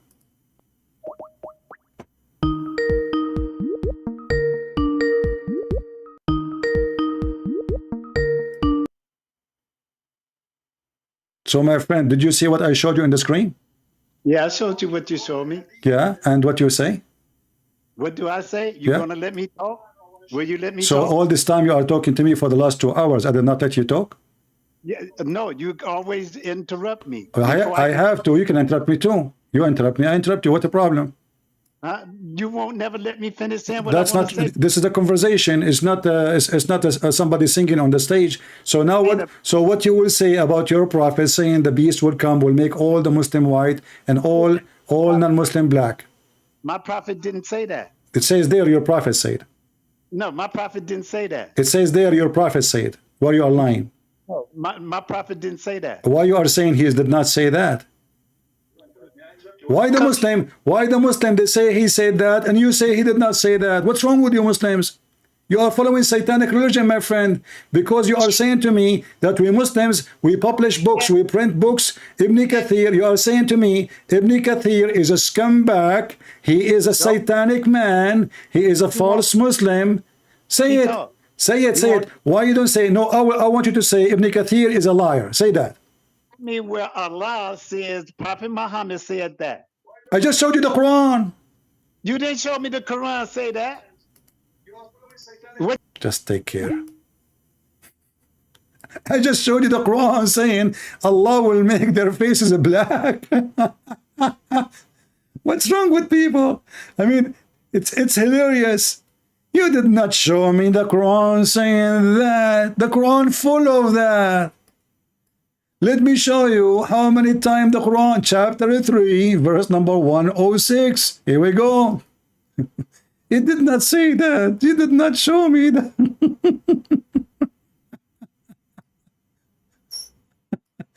Is that Quran? Is that Quran or this is a hadith? You did not show me that. So what I was doing when I was talking to you?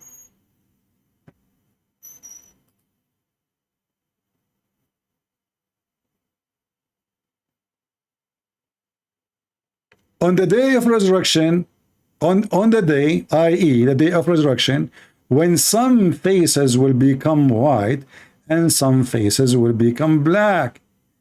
As for those whose faces become black, it will be said to them, did you reject the faith after accepting it? My friend, I'm so happy I will be black.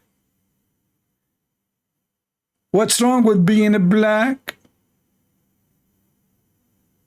Is that a sin to be black?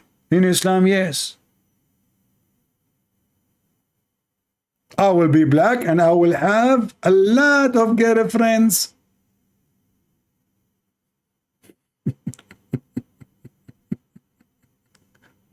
What a stupid religion.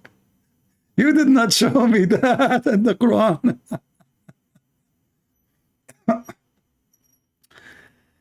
Talking to an ignorant is not different from talking to a wall. But he is a victim. I forgive him. I pray that the Lord will open his eyes. He is a fool. He's going to go to hell following a child molester like Muhammad.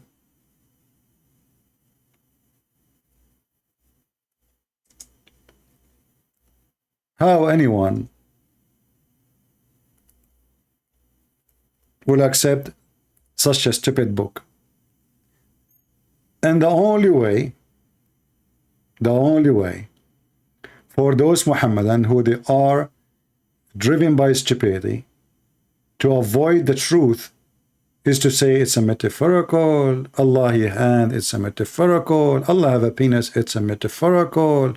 The sun set in murky water, it's a metaphorical. Gog and Magog, he built a dam, it's a metaphorical. Anything is stupid, it's a metaphorical.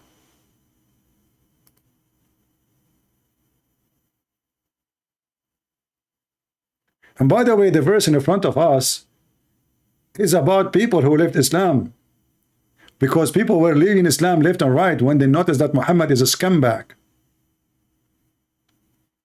Muhammad, he have 16 privilege.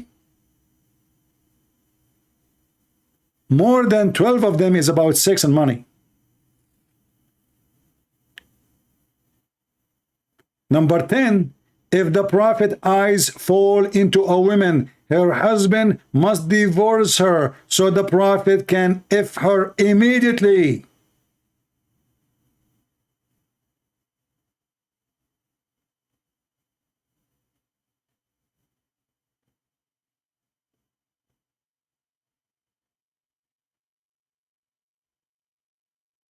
How in the world anyone want to believe in such a garbage prophet? Poor kid, even though he's a grown man, he's a kid for me.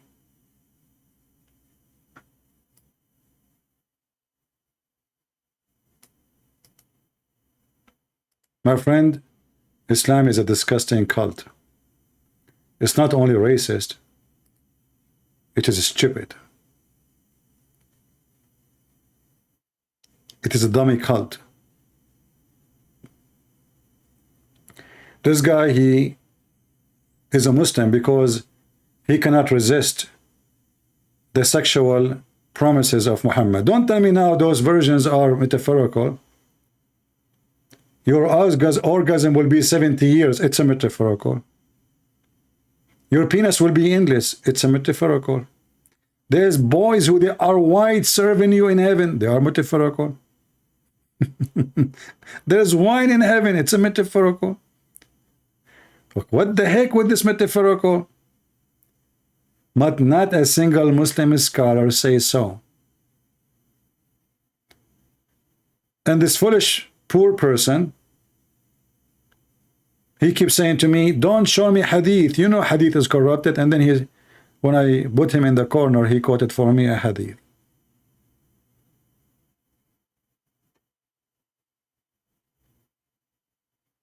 Do we have any smarter Muslim than this person would like to join us? Only Muslim can talk? Yes, only Muslim, at least for now. Do we have any more educated Muslim he can help us? And he called me to correct me about the word Nur. I love it. Okay, are you going to condemn the lies of Zakir Naik? No, no, no, no. I'm not going to. Why? Why? You see, this is a clear sign of corruption. You are refusing to rebuke someone lying about the Quran, because either he is saying the truth or he is lying. So if you are a truthful person, if Islam teaches you to be truthful, you should rebuke your brother. It doesn't matter what he is saying, as long as he is wrong, you should rebuke him. Hey, people in the chat, did you see me making videos against priests? Did you see me making videos against priests and rabbis and Hindus and Muslims. Why I want to make videos against priests? Priest, Christian priest. Because we are truthful. We will not side with someone just because he's a Christian. Satan is Satan. It doesn't matter what uniform he wears. Garbage is garbage. The Bible said, be aware of false teachers. They will come to you in a clothes of a sheep, but they are wolves. But our friend here, he denied and he refused to condemn the false teaching. He called me to say actually that the word, look what he said, look how evil those Mohammedan are. He called me to correct me instead of correcting Zakir Naik, because it's not me who said the word nur is reflection. And then he said that the word al-nur is from the attribute of Allah. I said to him, what is al-nur? Where we can find it in the Quran? He refused to show me. There's nur. There's no al-nur. Which means you yourself, you said you don't accept anything except the scriptures, but then you go to a web page says Allah have those. Do you see the stupidity? He said he don't accept anything except the scriptures. And then they said to me, Al-Nur. Okay, I said to him, where we can find Al-Nur? He said, it's not in the Quran. I said, but you are the one who said you don't accept anything except the scriptures.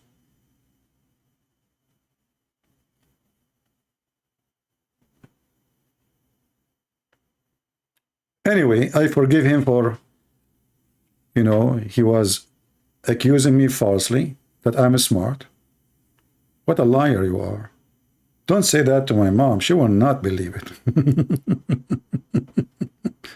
I hate it when people accuse me falsely. You know, and he watched my videos every day. And until now you are a Muslim. Are you high?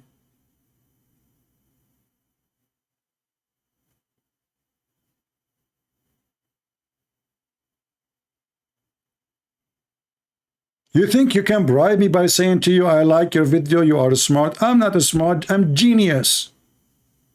I will tell you why I'm genius. My mom, when I was a kid, she used to say to me, you are afreet. You know what afreet? Afreet is a genie. So if you ask them, they say to you, he's a genie. Yes, you know, so genius. That's where it's coming from. Look at your stupid prophet. Even cartoon is better than your prophet. Can you believe it that the Afreet is in the Quran? Afreet is a story for kids. The Persian, they keep speaking about it. The Indian, long before Islam. Suddenly the word Afreet appeared in the Quran. Afreet. Look at the Afreet. If you type the word Afreet, you will die laughing. This is a fiction creature. He is so powerful, and he is Satan too. He's from Shaitan. Afreet in the Quran. Are you sure? And what the Afreet will do? The Afreet will go and steal the chair of a woman. She lives in Yemen. And the king, the Muslim king Solomon, you see, this is a Muslim king. Muslim king is a thief. Muslim prophet is a thief. All Muslim prophets are thieves. The Muslim prophet, he said, who of you can go and steal her throne? Why you want to take her throne? What kind of religion? They just told him her throne is covered, is full of gold and silver and diamond. Who wanna go and steal her throne? This is religion of God?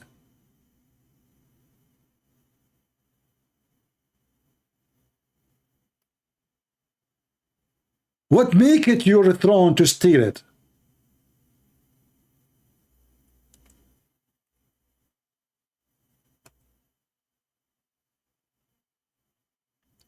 Then Afreet said to him, me, please, prophet of Allah. He's a Afreet. Afreet actually is not so strong. Afreet is not a strong. All of them, they are strong. Afreet is someone special. He is so fast and he is so powerful. All of them, they are so powerful. But he is special with fast. He can go to anywhere in the world in a second. And always the Afrit in the Muslim movie, they make him an Asian person who have a long hair in the top. Let me show you. Here we go. This is a Muslim Afrit. Do you see the Afrit? This is Afrit, brother. And lately in the Muslim movies, they start making Afrit as a black man.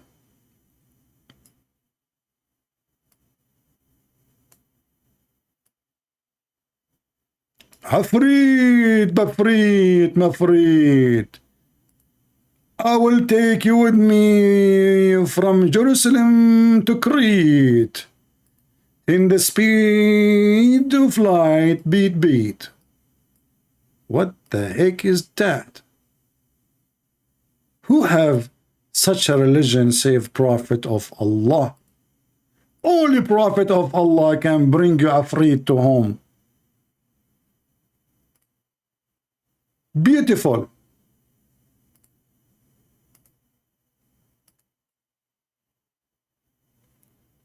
And this guy with big stomach and big belly and big breast, how in the world he can go so fast? I mean, this guy, and look what he is wearing around his waist. It's like he's going to do a belly dancing. Afrit in the book of Allah. And then, brother, this Afrit is not like any Afrit. He is Afritano. This Afrit is so special. The chapter of the ants is so special. The value of the ants, brother. He live in San Francisco in California. I'm sure you can go there to the valley of the ants. This is where they grow gold and silver. Maybe it's the Death Valley. Right? That's deep. And Solomon, brother, this guy, he have all the equipment you can believe or not believe. Oh boy. Oh. And the story of the bird who came to Solomon, he told him the story. Yeah. True story from a true God. He is the God of the Abdul. From Liverpool. Garbage in, garbage out. If there is any Muslim would like to join us, beside this poor man, I pray he will leave Islam by tomorrow, if not tonight. My friend, you might die today, and your soul will be taken away from you, and then you will end following a child molester, criminal, thief, idiot. Did you ask yourself why we Arab Christians, after 1400 years of Islamic occupation, they could not make us believe in Islam? We pay jizya to stay not Muslims. We pay money every month since 1400 years ago in order not to follow the garbage of Muhammad, because we knew, and we are 1,000,000,000% sure that he is a fraud and he is Satan.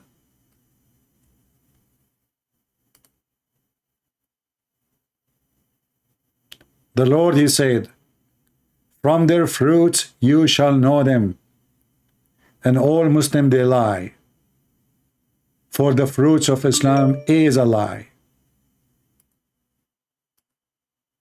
We have a Muslim trying to call us. Let us see.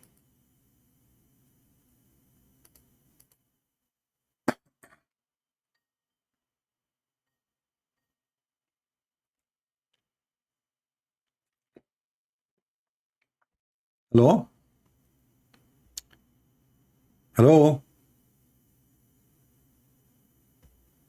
Hello? This guy is using the internet of the neighbor. Hello?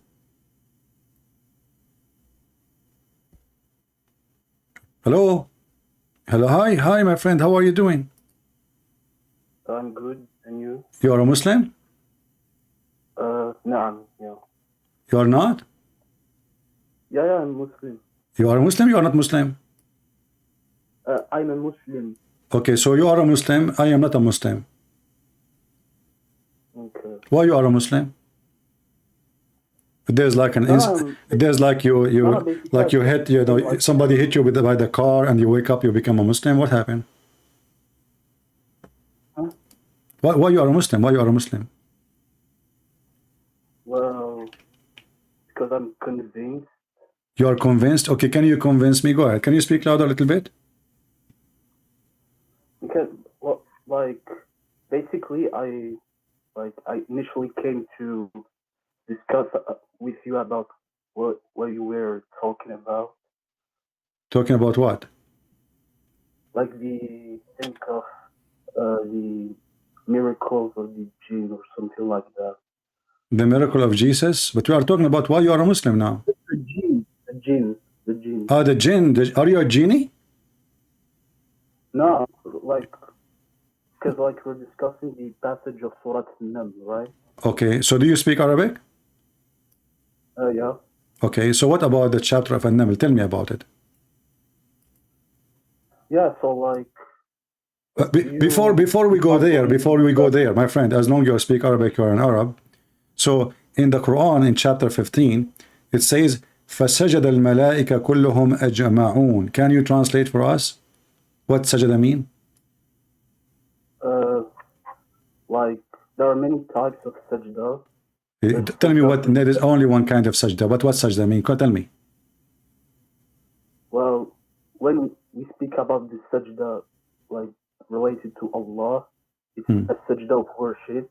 Is it a physical thing or not? Well, I'm not sure of how sajda, like, of respect were done by... So you said you speak Arabic, but you do not know, you are not sure what sajda mean? No, I know that... Okay, what sajda mean? Sajda mean you go down, you bow down in your knee, and you put your forehead in the ground. Yeah, like... Okay, so why the angels they bow down to Adam? Well, that's a sajda of respect. See, guys, look at this. The previous Muslim, he said it's just a myth. This is not a sajda. This guy, he said it's a, respect. So now, why the angels, they will bow down to respect Adam? Cannot say to him shalom, salute? Why they need to bow down physically? Well, I mean, that was a command of Allah. Okay, but why, my friend? Why? Adam is a sinner man. He's a bad man. Adam is not a good man. That's why he kicked out from heaven. Is angels are bad in Islam or good? Is angels in Islam bad or good? Wait, I didn't hear well. Okay. In Christianity, we have bad angels. Like as an example, Satan himself, he used to be an angel, fallen angel. In Islam, there's no fallen angel. Shaitan is created to be shaitan. So I'm asking you now, why the angels bowing down to Adam? Adam is a sinner. When you bow down to a sinner, that means you are a very bad person too. So do you Muslim believe that angels are bad creatures? I mean, I don't understand what's your point here. Okay, if I bow to the king, that means the king is higher than me, correct? That what? If I bow to the king, that means the king is higher than me, correct? Well, I would say not necessarily. Okay. I don't understand what you are saying, my friend. Speak louder, speak louder. You bow to someone, obviously, he is higher than you. Yeah. Okay, so why the angels are bowing down to Adam? Well, first of all, I believe that, well, look, let's begin from the beginning. Basically, I believe that a Muslim human is superior to an angel. That's one. A Muslim human is superior to angels? Yeah. Okay, so why the Quran called the angel the Almighty? They call it Yo. What? Almighty. Almighty. Yeah. Well, depends on the context. Like, What you just told me that a human being is higher than angels. In chapter 53, the Quran called angels the one with might, and they are called, and you Muslim, you call Jibreel Holy Spirit. He's holy. How the Holy Spirit is lower than a human? How you call him Holy Spirit, and then you say to me angels are lower than a human? I mean, that's just your interpretation. Like, I'm not giving interpretation. I'm showing you Quran. Quran saying in chapter 53, you speak Arabic. ذو مرة فاستوى وبالأفق الأعلى فلما دنا فتدلى فكان قاب قوسين أو أدنى فأوحى إلى عبده ما أوحى. So Muhammad is the slave of the angel. فأوحى إلى عبده ما أوحى. Who is the one coming down? Is that an angel or Allah? فأوحى إلى عبدي, like Allah أوحى. No, read carefully. Who is the one is coming down? Read with me, my friend. Read with me. Chapter 53. Chapter 53. Yeah. Read with me. From verse number 5. It says, he was taught by the mighty power in power. Mighty in power. Who is that? That an angel. So your prophet is being learning from somebody. The Quran called him mighty in power. So how a human being is higher when he is learning from an angel? Even your prophet is lower than him. Everything he have is learning from the angel. Then we continue. Endued with wisdom. Who is the one endued with wisdom? Is the one who is teaching Muhammad. Do we agree? Yeah, but first let me come back to what you said. Like the verse of فَأَوْحَى إِلَى عَبْدِي مَا أَوْحَى. Basically, if you go to the tafsir, like it's فَأَوْحَى, like the abd of Allah. Okay, but nowhere it says Allah. You see, the Muslim, they try to fix it. They are the word Allah, because here there is a problem. Suddenly it says that Muhammad is the slave of the angel who came down. Because if we say this is the angel coming down, and then it says فَأَوْحَى إِلَى عَبْدِهِ, read with me. He came down. He used a rope to come down. Muhammad, he saw him in a chair between the sky and the earth. A throne. Allah sat in a throne, not angel. So he saw him, and then he came down like a monkey. It says fatadalla. You know what tadalla means? Tadalla is like you hold a rope and you come down, correct? Yeah. Okay, so your God or the angel coming down with the rope like a monkey, and then he came down and he becomes so close to Muhammad. فَكَانَ قَابَ قَوْسَيْنِ أَوْ أَدْنَى. He was in a distance of 2 bow length or smaller or nearer. And then right away it says, and then he did convey his inspiration to his slave. So the Muslim, to fix it, they add and they say, oh, this is here Allah. But nowhere it says Allah, nowhere it says an angel. Because now it's obviously this is Allah. Because if the one we are saying he is conveying to his slave, that means Muhammad is the slave of the angel. So now we have to fix it and we have to add the word Allah. As you see, it's not in the Quran, correct? Okay, but like, why the tafsir doesn't say as I say, they are trying to correct, they are trying to fix it. Because now what when Muhammad he said that, and then okay, that's mean Allah, because it says after he came down, and now why he get close to him? Okay, what happened next? He got close to him. Who? The person who came down. He became so close to him, and he conveyed to his servant, his slave, not servant. Ila abdihi. Abdihi is his slave. He conveyed to his slave what he conveyed. So who is the one is conveying? The one who came down. But the one came down, the Muslim, they say this is the angel. If it is the angel, then how then the language here using the word his slave? You cannot be the angel and you say Muhammad is the slave of Jibreel. So the Quran have a language problem, is a stupid book as usual, and Muslim they try to fix it by adding words is not there. And you said to me that tafsir says, well, the tafsir have no right to say something is not there. I just said to your brother before, the one who called me from San Francisco, I said to him, let me show you the tafsir. He said, I don't accept. You are doing the opposite. Islam is like, you know, Islam is a moody religion. One he want tafsir, the one he don't want tafsir.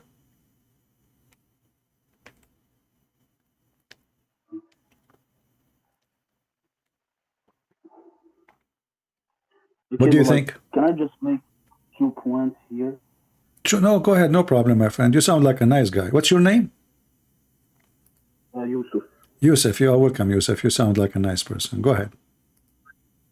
Yeah, so, like, just let me finish my thing.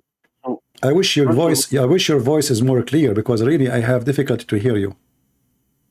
Okay, so, yeah, basically, like, first of all, as I said, the tafsir doesn't agree with you. And, like, basically, the way you're interpreting it, it's according to, like, your reading of the verse. Like, you cannot interpret the verse without going to the tafsir. But my friend, but when the Quran was sent down, there is no tafsir is written. Yeah, but the tafsir, like, are based from the aqwal of the salaf. So, okay, like, but that means that you Muslim, you don't follow the Quran, you follow what somebody else said, not what Allah said. Allah never said this is Jibreel. Allah actually, He's saying, the Quran saying, this is the mighty in power, and He is the one who inspired. Jibreel never inspired Muhammad. Who is the one He inspired? Is it Jibreel or Allah? Well, basically, Jibreel, okay, through him that the revelation is done, but at the end of the day, like, the revelation originally came from Allah. Okay, I want to go with you. The word wahi, what the word wahi mean? Basically, revelation. Is what? Revelation. Revelation, okay. So, wahi in Arabic mean inspiration, not revelation. Okay. Do you agree? I mean, I'm not sure the difference. You can open dictionary. Wahi is inspiration, not revelation is scriptures. Okay. I mean, okay. Okay. Inspiration is when somebody speak to you in your mind. Is that correct?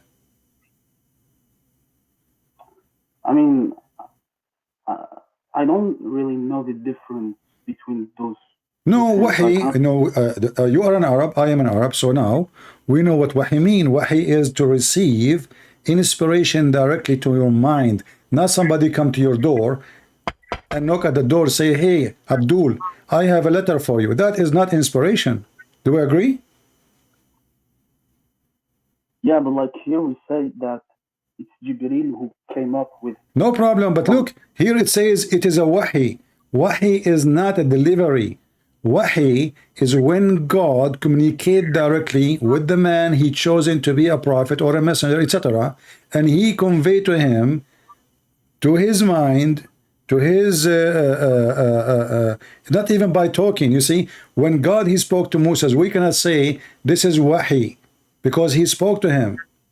Wahi is word of God coming to your mind without seeing God, without talking to God. God, He spoke to you in your mind. That is a wahi.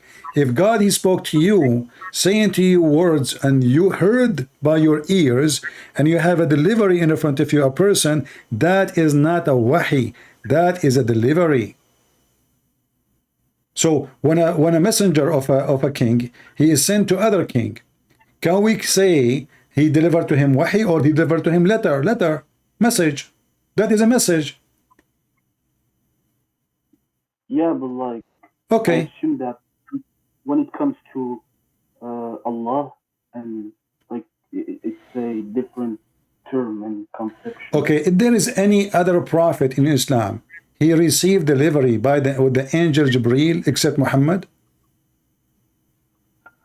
Well, I mean, I know some people like Maryam. Maryam is not a messenger. Yeah, but I mean, she's still considered as, well, first of all, some people, I believe, like Ibn Hazm, consider her as a prophet.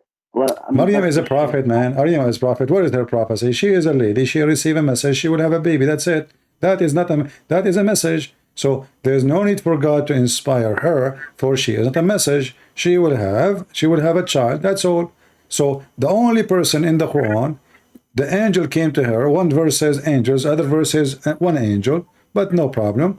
But says to her, you will have a child. But this is not a wahi. Wahi, you know, like even if we go there, it doesn't say the word wahi, Allah awha ila Maryam. No.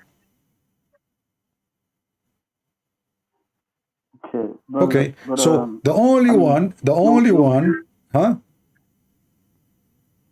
Yeah, I just said that it would be really nice if you could maybe provide references or aqwal from scholars that confirm what you say. Well, there is no need for scholars, because if any of them, you should know them too. If there's anyone says that Jibreel come to other prophet. Okay, when Jesus he was born, did Jibreel came to Jesus and said to him, I will give you the Bible? I'm not sure. No, Jesus he spoke in the cradle. You know that, right? Yeah. Okay, so there's no Jibreel.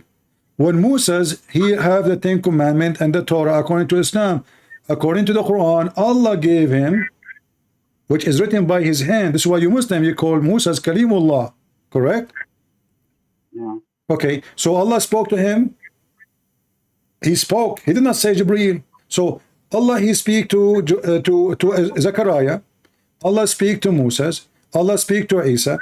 Allah speak even to Shaitan, but he don't want to speak to Muhammad. Yeah, but he spoke to him in the Isra and Mi'raj, like on this. That's not true, because Muhammad, if he spoke to him, that means he met Allah. Muhammad never met Allah. I mean, it's like my friend, if I show you the hadith, you will say to me right away, I don't agree with it, because that means Allah is a man. You say that he was wearing shoes, you know, the hadith, the one Muslim quote, Allah wearing shoes, he have curly hair. Huh? Is that correct? I think I have an idea of what you're talking about, but like I don't think this is like related to what we're talking right now. Well, we are just trying to figure out what this guy before you he was saying, but now it looks like you want to back up before we finish it, because the story of saying that Muhammad he received inspiration is a false, because Muhammad never received inspiration. He received delivery. A person come to his door. Even the hadith says that once the angel he was coming to his house, he could not get in because there was a dead dogs under the bed of Muhammad. Is that correct? Like that the angel like give him things from that Allah told him. Yeah, that's correct. Okay, but why an angel cannot deliver the message of God because there is a dog inside? Because there is what? Why the angel, if this is inspiration, how an inspiration can be affected by a dog? Well, I mean, what's the issue? Like, angels don't like animals and things that might be dirty, that's all. Well, is a human being, is it clean? A human being is more dirty than a dog. Yeah, but like, this is things like you cannot figure out. This is okay. Like, are you saying to me that the angel he will get sick if he get inside the house because there is a dog inside? I don't know. Like, maybe it's like toxic for them, or I don't know. So now, if the angel of death wanna come and take my life, I can have a dog and I will live forever because he cannot get in. No. Yeah, but like there are many types of angels. So the angel of death, he can get in, but Jibreel cannot. But I thought Jibreel is the most powerful. Yeah, but like he doesn't have all the. I mean, again, it depends of your abilities and your duties and all what Allah gave you as. Okay, so Allah, when He created the angel Jibreel, He made him weak when it's come to dogs, correct? He made him what? He made him weak. He weakened so weak, like he cannot really. When he see a dog, like he will do poo. He like he very do a dog. I cannot get in. You know, right? He gets he have a phobia. Allah created him with this phobia. It's not weakness. So what it is? Why he cannot look? The hadith says Muhammad said to Jibreel, "Okay, I was waiting for you, man. Where you been?" He said to him, "A puppy." A puppy. It's a puppy. It's not even a big dog. It's a puppy. It's a cute puppy. And if the dog is dirty, why Muhammad have a dirty dog at home? Yeah, well, I think I know this hadith. First of all, I think he entered by accident, like they didn't know. And second, as I said, yeah, like angels, like there are things that us human we can't figure out about. Dirt things that angels consider as dirty. Yeah, my friend, hold on. I mean, in the house, there's a bathroom where people do poo-poo and they do shit. I mean, okay, so why when I enter a house have a bathroom then? And angel of God, how they can be affected by a puppy? It's just a puppy, little cute, you know, beautiful puppy. God made the puppy. It's not the Satan who made the puppy. Who made the puppy? Yeah, God. Yeah, but as I said, this is all a question of perspective.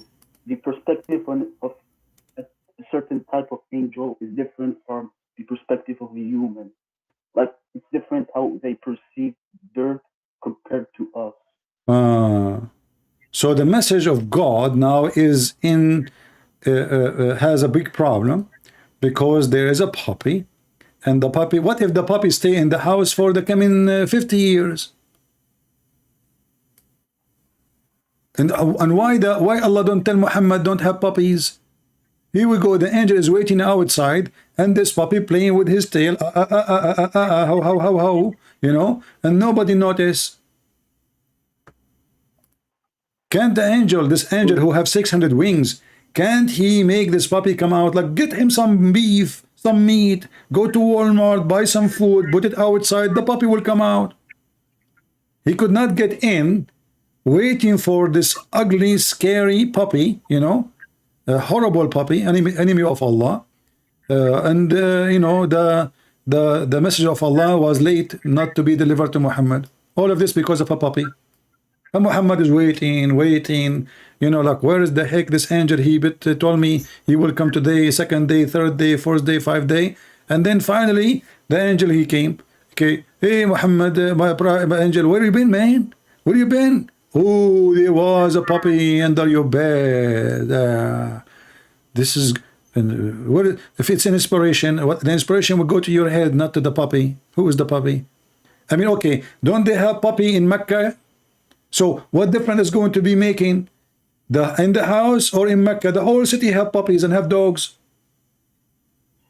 Yeah, but like, okay, how the angel enter the city? Yeah, but it's different in the house. And again, it's why it's different in the house? There is dogs everywhere. The whole town have dogs. So why it's different in the town? Well, this is because this is what Allah commanded, and this is what it's in the hadith. And like, I just want to tell you, like, in Islam, you must not look at things if you don't understand them in a human perspective. Like, human perspective, okay. Let's look a bit more. Okay, can Allah come to my house if I have a puppy? Well, like, since when Allah come? Can Allah come to my house if I have a puppy? Who will win, the puppy or Allah? I have a house and I have a puppy in it. Do Allah dare to enter the house where I have a puppy in? Or He don't dare? Well, I mean, first of all, Allah doesn't incarnate on earth. Like, we don't believe in incarnation. Well, are you sure? Well, yeah. Okay, isn't it your prophet? He says Allah, He come every third part of the night? Yeah, this is in the, like, I think it's the Sama al-Dunya. Okay, but that means He incarnate, because now He is going inside His creation. Isn't it the Sama al-Dunya is His creation? This is not incarnation. He just, like, moved. but it stayed the same. Okay, do you see my screen? Yeah, I mean, I see. Okay, I want to show you something. Then you said to me, Allah don't incarnate, correct? Yeah. All right.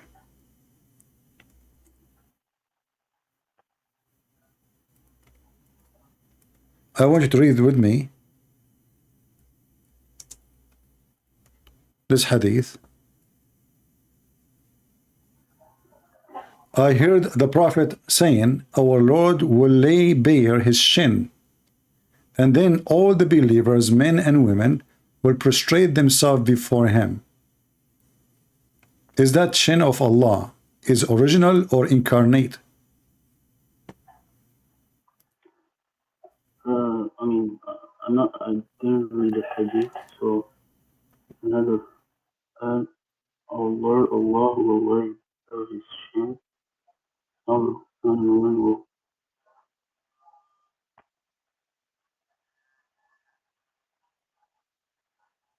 Like, is it the saq thing?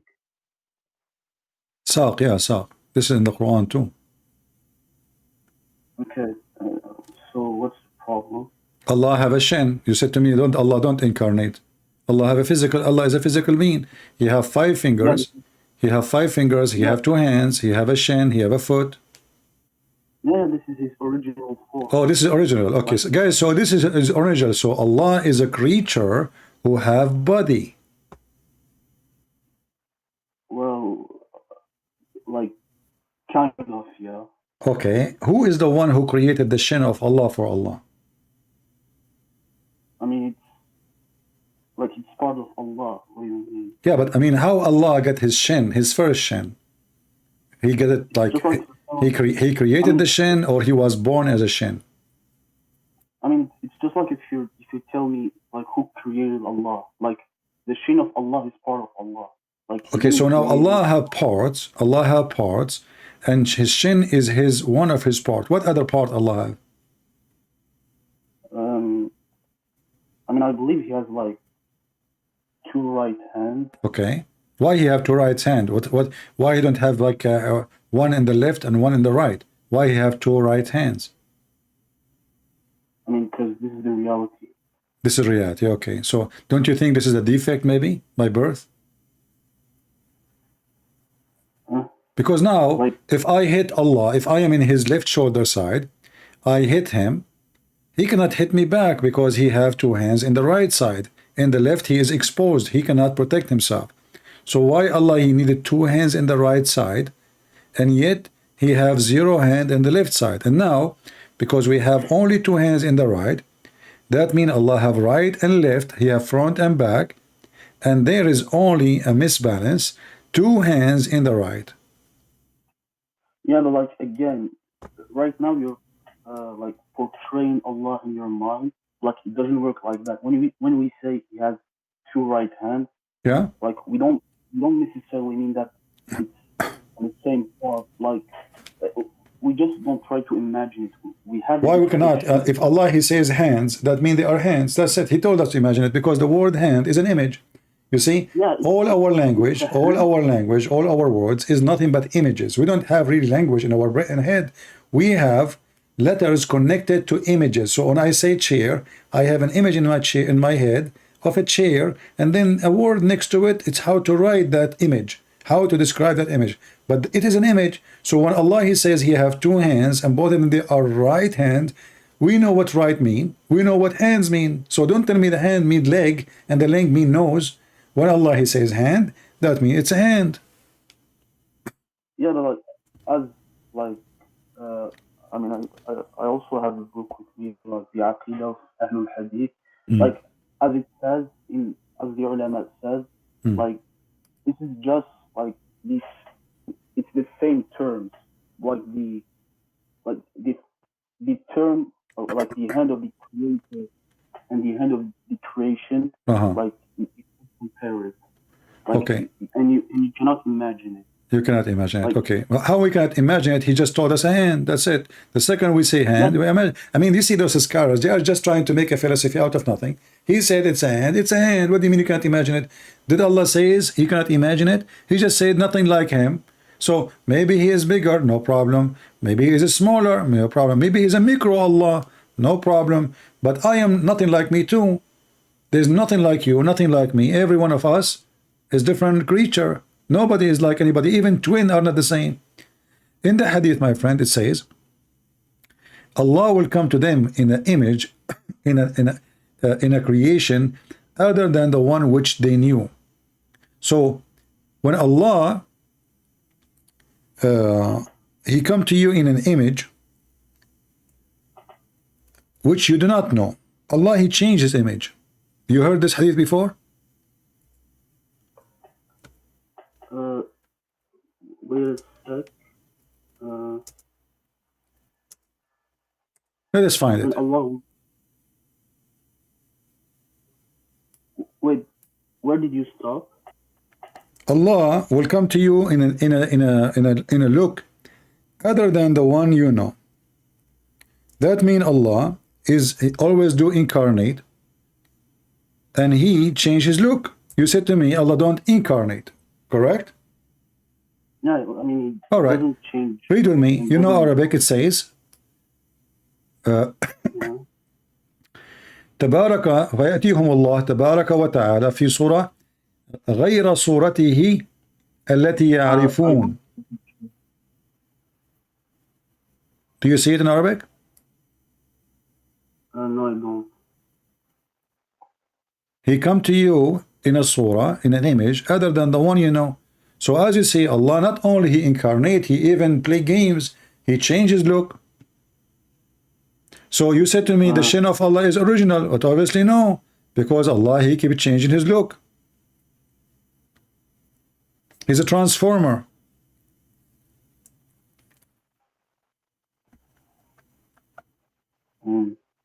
Do you see it or no? Yeah. Okay. So Allah himself is playing games.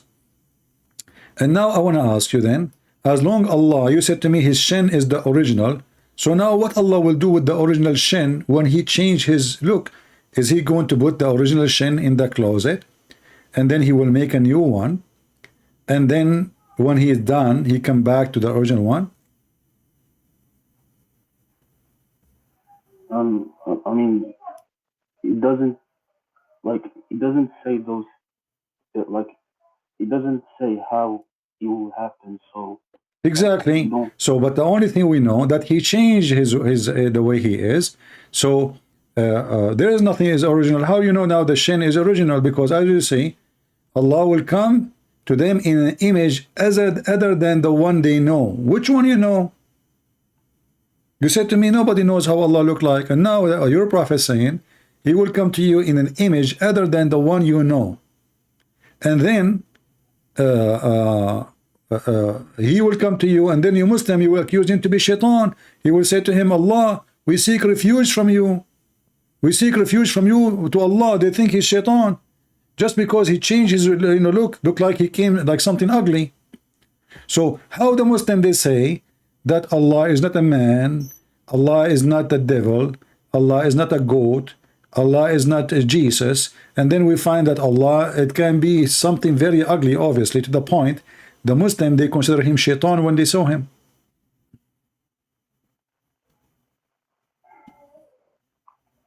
I mean, do you see it says we seek refuge? We seek refuge from you, and nobody will talk to him except the prophets. And then Allah will come to them in an image which they know, and then they will worship him.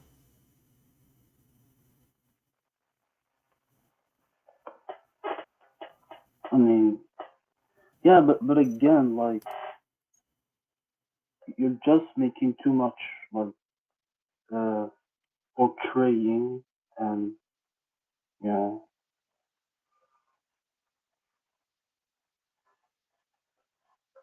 I'm making too much by reading for you what your prophet said and making you think this is too much. Because here we find that everything the Muslim they say to us about their God is turned to be a lie. Your God is not a spirit, and your God does not have a spirit. Yet your God is a physical being. which means he have a physical space. And he come down, and you agreed, every third part of the night. We are in the lowest heaven. So Allah is occupying a space inside his creation. So he is smaller than his creation. And then you Muslim, you say to me, how God can enter his creation? Then we find that Allah himself is inside his creation. In fact, he is inside his shin. Do Allah have an ass? You say no to me, no. Do we have a chest? You say I do not know. Do we have a waist? You say I do not know. So we have a shin, we have a foot, we have 5 fingers, we have 2 hands in the right. So we have a shin God, have 2 hands in the attached to the shin.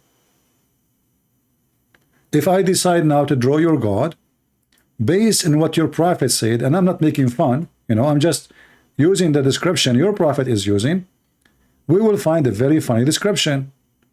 Because what is this, you know, how this can be from God? It cannot be from God. Are you with me? How this can be from God? I mean, this is God. The Muslim, they have imaginary image of their God, and the second we question this imaginary, they get upset. But we are not the one who is saying this imaginary. It's your prophet who made it. I will draw your prophet imaginary about his God, and now we cannot say even this is imaginary because Muhammad, he claimed, he speak of knowledge, correct? He's not imagining, he is saying what Allah told him through the angel Jibreel, correct? Yeah, but like, so now you're criticizing our conception of no, I'm not criticizing, I'm just showing you how Allah is. So this is, Allah is a shin, and this shin have a foot, okay? And then he don't have shoulder. He have a face. So there's a face here in the top of his shin. He have 2 eyes. And then he have 2 hands in the right side. Only in the right side. And in each hand have 5 fingers. Correct? Well, this is your God. Not true. What do you mean not true? This is your God. Your God does not have shoulders. He have 2 hands. He have a shin. He have a foot. He have no ass. He have a face. That's your God. Man. What do you mean? No. I mean, this is what. Okay. Do you have any part I did not add? Give it to me. I will put it in the picture. Did Allah he say he have an ass? No. Did Allah he says he have a shoulder? No.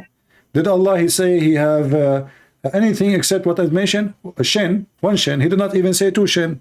1 shin, 2 hands, both of them in the right side, 2 eyes, a face. If there's anything else missing?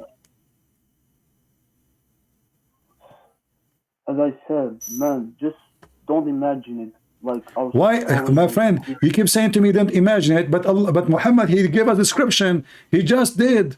By saying he have a shin, he have a foot, he have a face, he have 2 eyes, he have 2 hands, and he even count for us how many fingers. And then you say to me, don't imagine it. How in the world? Like if somebody commit a crime, the police, they have somebody is specialized to listen to you, and then he will draw how you describe the person.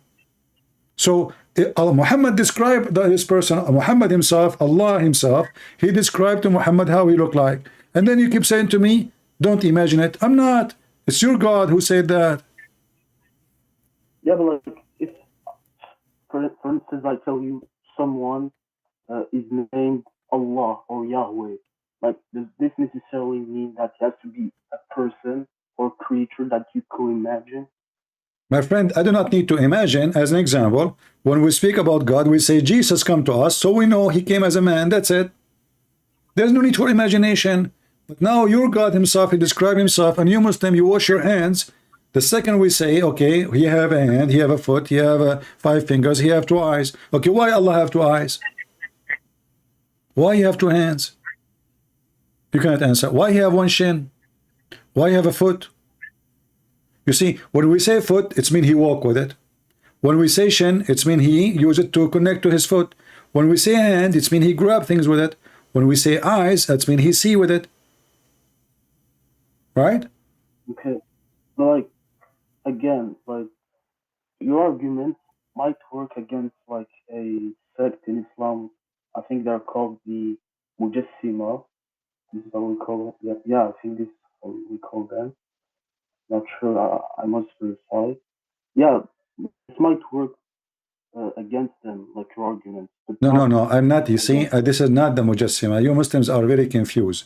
It is Muhammad is the Mujassima. Muhammad, he gave you this prescription. So when this sect of Islam says, okay, this is what Muhammad said, why you go against them?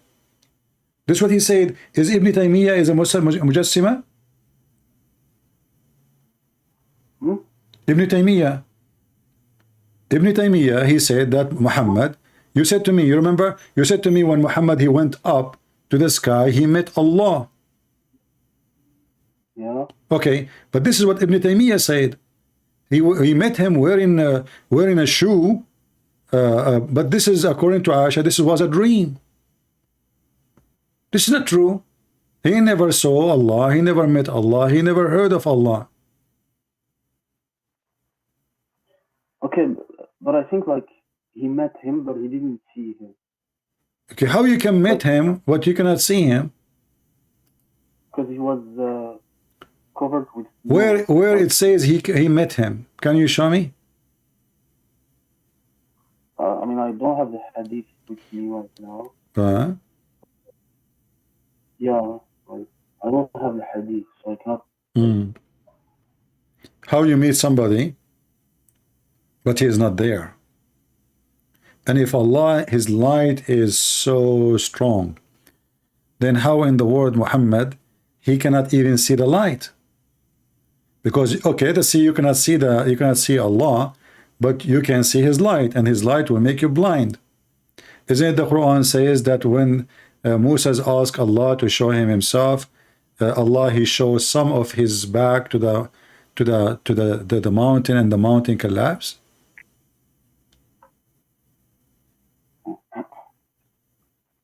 The mountain destroyed? Yeah. Okay. So how Muhammad can see it? I mean, isn't it Aisha said, whoever said that the Prophet he saw Allah is a liar? Isn't it the Quran says, لا تدركه الأبصار? No eyes can see him, and and his eyes can see everybody? I mean, tudrikhu isn't seeing. Like it's like seeing. I think it's tuksel. Like tudrik, it's like I don't know the term in English. Tudrikhu, it's mean no eyes can grasp a scene of him, cannot see him. No eyes can see him. No vision can. No, I mean, I can explain in a few words. Like tudrikhu, basically, like it cannot enter like your mind or your your mind cannot like fully. This is not about mind, my friend. This is absar. Tudrikhu absar. No vision can reach him, but he can. His vision can reach everybody. This is what the Quran is saying. You can open any interpretation. Yeah, but no, like when we speak about the. My friend, the hadith says Muhammad he saw only light. He didn't see Allah. He saw only the light of Allah. Do you know this hadith or not? Yeah. Okay, so he did not see Allah. He never saw Allah. He never met Allah. He saw a light, but the light of Allah supposedly is here. Isn't it the Quran is the light of Allah? Isn't it all the light is the light of Allah? Isn't it that the kuffar, they try to distinguish the light of Allah? So in the hadith says, Muhammad, he saw nothing. Any Muslim claim that Muhammad he saw or he met Allah, he is lying, because nowhere it says that. Here we go. I asked the Messenger of Allah, did you see the Lord? He said, his light only. How could I see him? How could I see him? I saw just the light, his light. So he never met Allah. Yeah, because Allah was covered by the light. Okay, how he is covered, but he saw his light? If he is covered, the light is covered. No, but like you can see the light, but you cannot see Allah. Okay, that's mean he never met Allah. No problem. So Allah is covered. Covered by what? By hijab. Is that correct? A hijab of light, yeah. Hijab. Okay. How Allah is hijab is a cover for the hair, or hijab is a curtain? I mean, it's just covered, like you cannot see him. Okay, no. Hijab. Is it a curtain or it is a cover for hair? Because Muslims, falsely, they are using the word hijab for the scarf the woman she put in her head. Do you agree? Muslims always, they have false teaching. Hijab is a curtain or it is a wall between you and something else. Do you agree? Yeah. So why the Muslim, they fool themselves, they say hijab is a scarf? Because if Allah is speaking to Musa from behind the hijab, that means he's a woman. No, when we say a woman like has a hijab, yeah, basically, so this hijab, so in this case this scarf, like my friend, I never saw a Muslim, he know his book. Nowhere in the Quran it says hijab is a scarf. Hijab is something you put between you and other person, not in the top of you. Yeah, I know. Like the term hijab can be different depending on the context. No. Always, here we go. The Quran in front of you.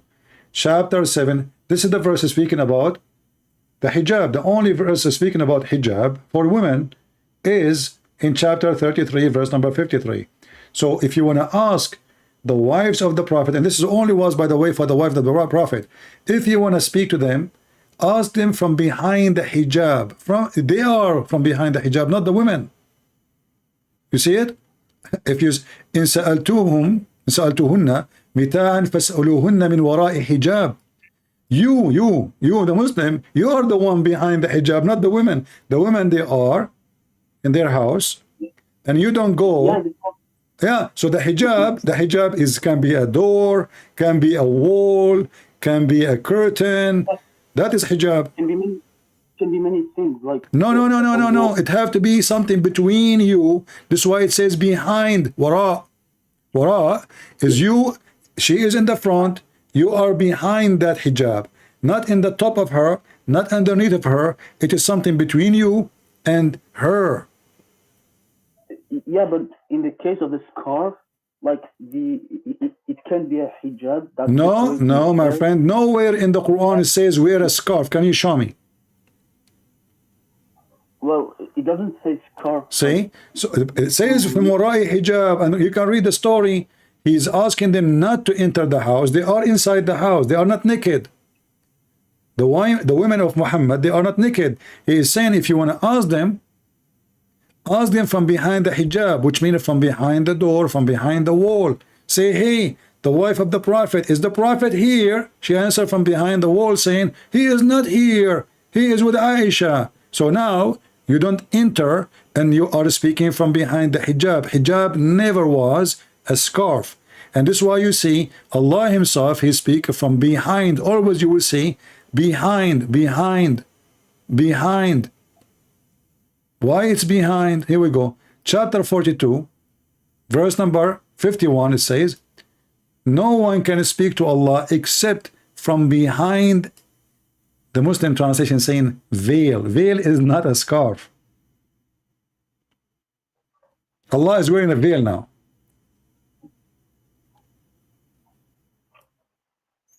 Well, yeah, like. And look with me. Look what this verse is saying. You remember we spoke about inspiration and wahi? Remember we spoke about wahi, correct? Look what the translation is saying. So it is not given to any human that Allah should speak to him unless it be by inspiration or from behind a veil. No one can see, and always he is behind something. So Muhammad never met Allah, because to meet Allah you have to be nothing between you and him. That is meeting. Otherwise I did not meet him. If you speak to me and I'm not in front of you, this is not a meeting. And then it says either by inspiration. So Muhammad, all his Quran supposedly is wahi, inspiration. But the second you start studying, you will see that Muhammad never received inspiration. It was only delivery from the angel Jibreel. So Muhammad using the wrong word in the Quran, he should not use the word wahi, he should say message, either by messaging he received from me through my angel, or from behind the veil. But both of them Muhammad never did. He never received inspiration. He was receiving delivery from the angel Jibreel supposedly, and he never spoke to Allah from behind the veil. This is why only Moses is called Kalimullah. Kalimullah. Muhammad is not Kalimullah, because if Muhammad he really spoke to Allah, then Muhammad is Kalimullah. Do you agree? Yeah, but like. Okay, what Kalimullah? What Kalimullah mean? What Kalimullah mean? The one who spoke with Allah. Thank you very much. Why this title is given to Moses? Because Muhammad did not. Because if Muhammad did, then Muhammad is Kalimullah too. Do you agree? Yeah. Okay, so Muhammad never spoke to Allah. Muhammad never spoke to Allah, and never spoke. Allah never spoke to him. So the verse here confirmed that Muhammad never have any connection to Allah because he never received inspiration. For inspiration is God communicating with you directly, not through an angel. Speak to your mind, or from behind a veil. Muhammad did not speak to him from behind the veil, and Muhammad never received inspiration. So Muhammad is a false prophet. This verse alone is enough to prove everything about Muhammad. Yeah, but there is a verse which says, وَمَا كَانَ لِبَشَرٍ أَن يُكَلِّمَهُ اللَّهُ إِلَّا وَحْيًا أَوْ مِنْ وَرَاءِ حِجَابٍ. My friend, I'm reading it for you. This is the verse I'm quoting, chapter 42, verse number 51.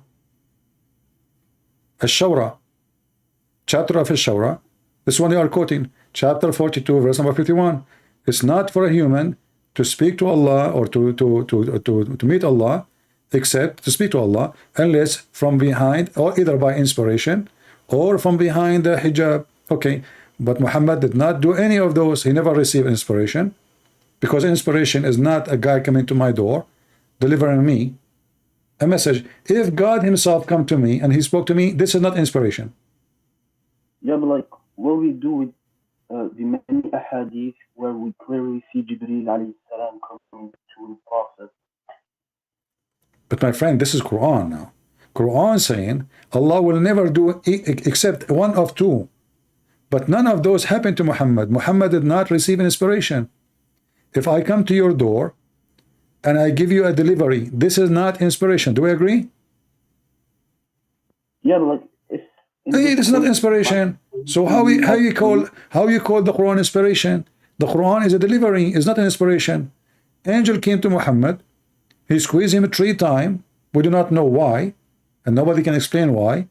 And then he started giving him delivery. So where is the word inspiration? It's wrong. The Muslim, they say, and you speak Arabic, Quran is perfect in Arabic, but you know that the Arab, they laugh at the Quran, and you are an Arab, I am an Arab, we are laughing now, because how it is an inspiration, yet but Muhammad never received an inspiration. Muhammad received delivery. The word wahi only can be used if someone received through his mind, not by voice, not by, if a voice can speaking to me, this is not inspiration. If a voice speaking to me, if I heard somebody, he's talking to me, this is not inspiration. I heard him. If I saw somebody and he spoke to me, this is not inspiration, this is a vision. If I heard no voice, but except in my mind, that is inspiration. Okay, but if I go with you and say that, what do you say inspiration is like dreams? That's an example. That's what you're saying? No. Inspiration right now, like I'm talking to you, and God decided to speak to me in my mind. Okay, don't yourself, sometimes you speak to yourself like you're thinking, correct? You think. All of us, we do that, right? So God, he can talk to you by in your mind. Hey, you know, Abdullah, do this. You know? That is from God, that inspiration. Or I delivered to you a message as inspiration. That means I spoke to you in your mind, not even by voice. If it's by voice, it's a message from God, it's not inspiration. Because I just heard him. Inspiration is something mute, no voice, except inside your mind, your head. And same time, you're a prophet, he never received Arabic Quran. Correct? Yeah, Yeah, he just as a book, he just received the Quran. No. Muhammad did not receive Quran. Muhammad received a sound of a bell. That is the only inspiration he have according to Muhammad now. Because you see the story of Jibreel proven to be a lie from Muhammad, because how Jibreel is talking to him and giving him delivery, and now suddenly delivery became inspiration, and Jibreel is giving him a sound of a bell. Is it true that Jibreel, he used to speak to him in a sound of a bell? But I mean, I know the bell thing, but yeah. No, I'm saying, did he speak to him in a sound of a bell? I mean, I know that like before a wahi come, like, he hears some bell. Exactly. So now listen, now you are learning what inspiration is. Inspiration, you hear it in your mind, in your head. It's not somebody speaking to you. So the story of Jibreel is a lie, because Jibreel was speaking to him, not ringing bells. And now Muhammad saying, suddenly he is saying, the divine inspiration come to you. How they come to you, Muhammad? He replied, in all these ways, the angels sometimes come to me with the voice which resemble the sound of a ringing bell. But how this is can be wahi? This is not wahi. This is just a voice. He said a voice, he hear it. And what Jibreel he said to him? He don't speak Arabic. He ring a bell. Okay, Jibreel he ring a bell. How Muhammad take the bell sound and make it Quran in Arabic?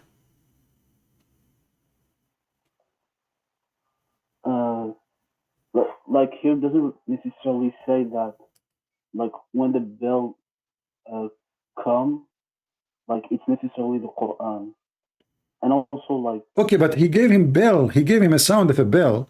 He did not give him Arabic. Sound of a bell is sound of a bell. So how Muhammad translated the sound of the bell to Arabic words?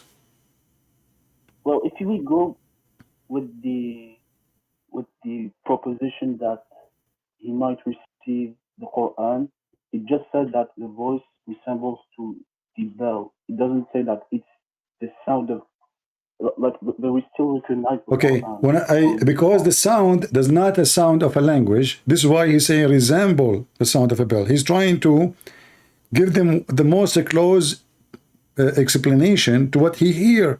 So he did not hear words. He hear a sound of a bell, resemble the sound of a bell, mean the likeness of a sound of a bell. And why the angel is doing that? I mean, why he is speaking to him in the language of the bells? But isn't it the bell's language is the language of the devil?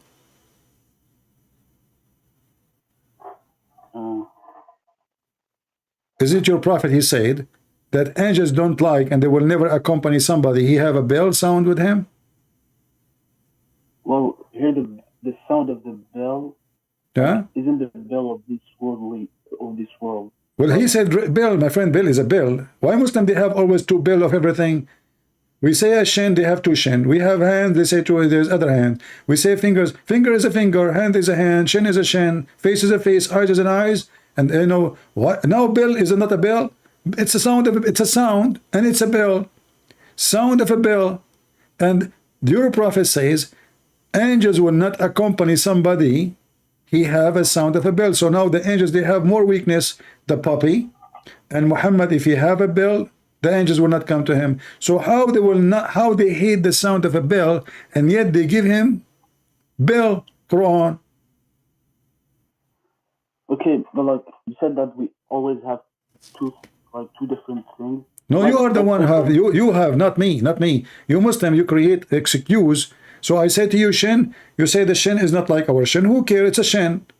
You said you said to me, don't imagine it. But you just imagine it by saying shin. Shin is a when we say shin, we know what shin is. This is not imaginary no more. Yeah, but like for instance, when I say the foot, like it can be many things, but no. When your prophet he says, he put his foot in the fire. He put his foot, and the fire says qat. You cannot say it mean other thing. It doesn't mean hand. A foot is a foot. Yeah, it's a foot, but like again, you cannot imagine it. And why you cannot imagine it? You just said foot. The second you say foot, that's it. We know what it is. If you say fire, we know what fire is. If you say cloud, we know what a cloud is. If you say food, we know what food is. If you say elephant, we know what elephant is. So stop saying to me, don't imagine it. Already, we do not need to imagine it. You just told me it's a foot. Foot is not imaginary statement. Foot is description for something is exist in a certain way, certain shape. So the second you use the word foot, it is a foot. You say 5 fingers, that means they are fingers. They are not 5 tires. Okay, but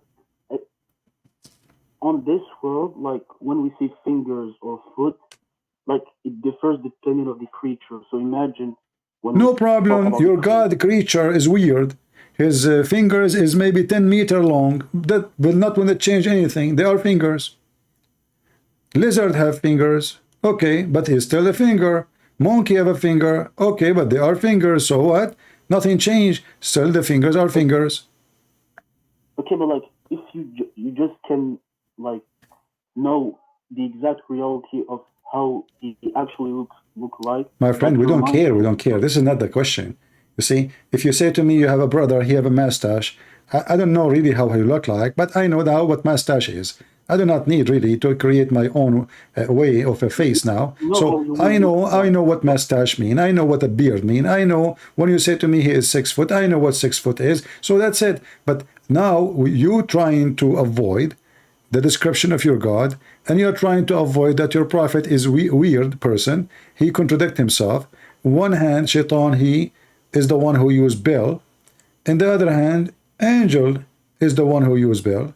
In one hand, angels cannot and will never accompany and will never come to a person. He have a bell with him because of the sound of the bell. In the other hand, Muhammad received revelation in the sound of a bell.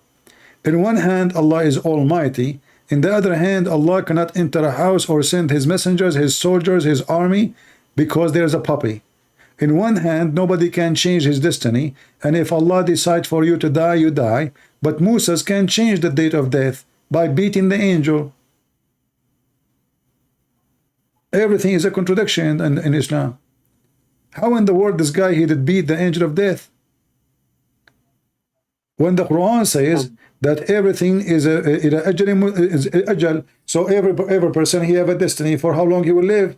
And then you say to me that Allah he sent the angel to take the soul and the ruh of Moses, and then Moses he played karate with the angel and he beat him and he kicked him out of his house, and then the angel come to Allah and his eye is coming out.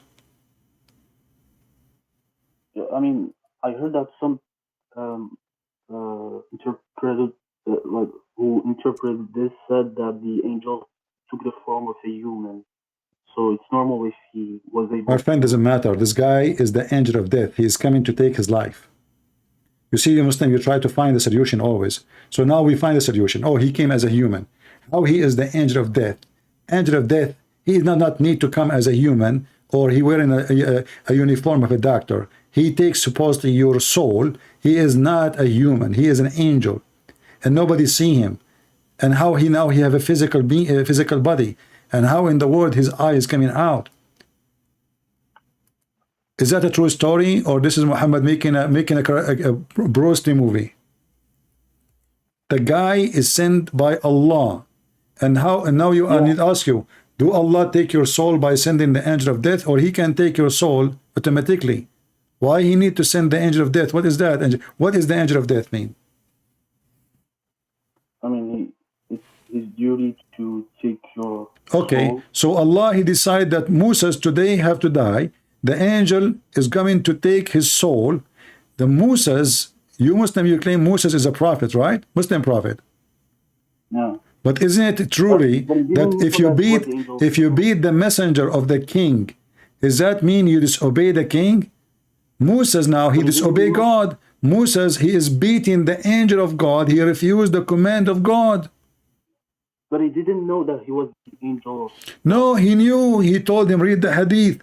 جاء ملاك الموت إلى موسى عليه السلام فقال له أجب ربك فقال فلطم موسى عليه السلام ملك الموت.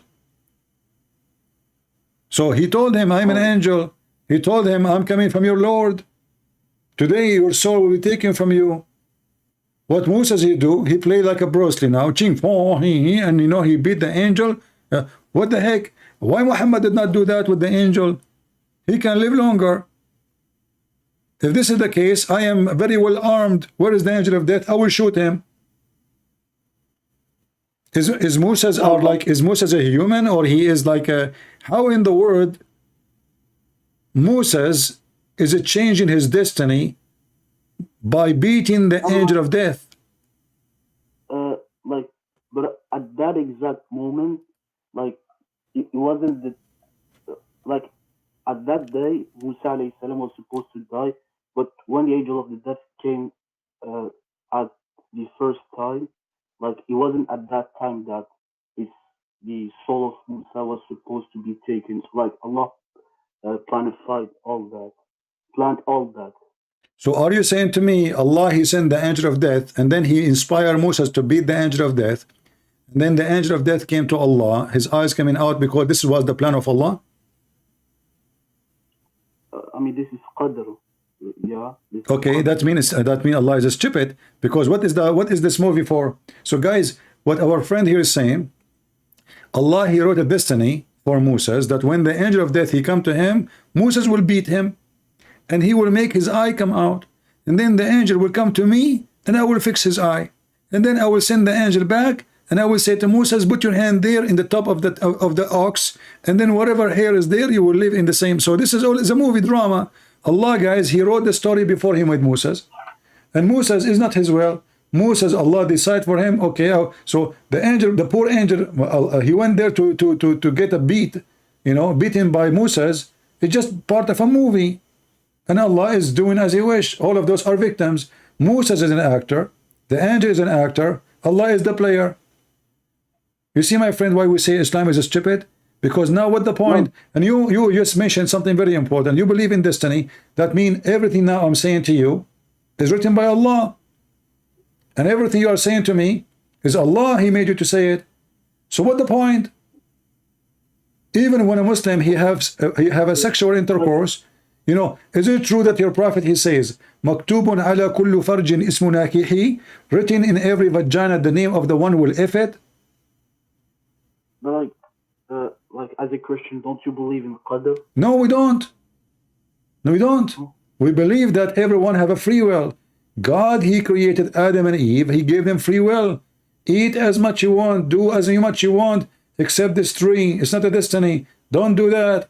He did. This is not a free will. This is a free will. This is not a destiny. In your religion, no. In your religion, Adam, he commits sin because Allah forced him to commit sin.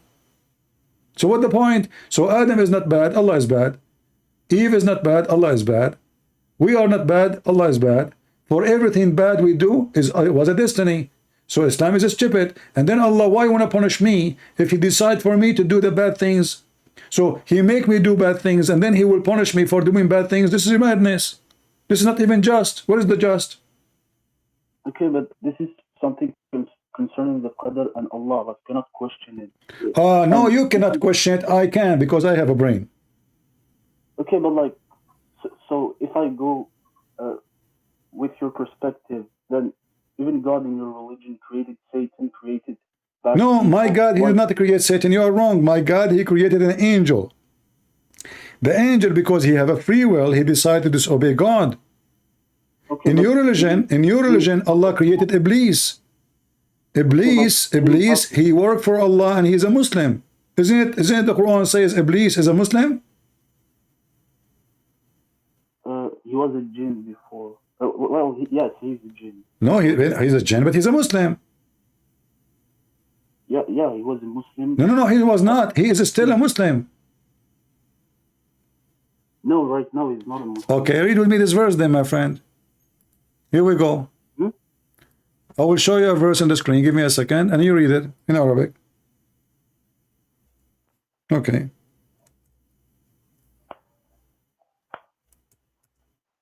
How Shaitan is not a Muslim. Chapter 15, verse number 39. Read it for me in Arabic.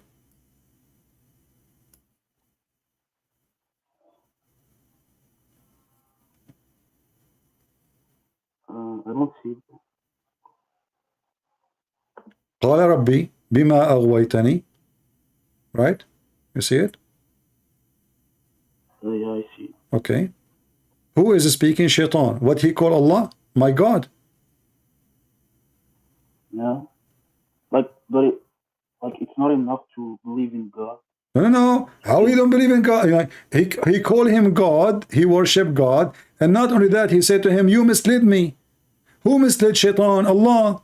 It's a destiny. Read there, my friend. Read. It says, Bima aghwaytani. Because you misled me. Read it. This is the Muslim translation.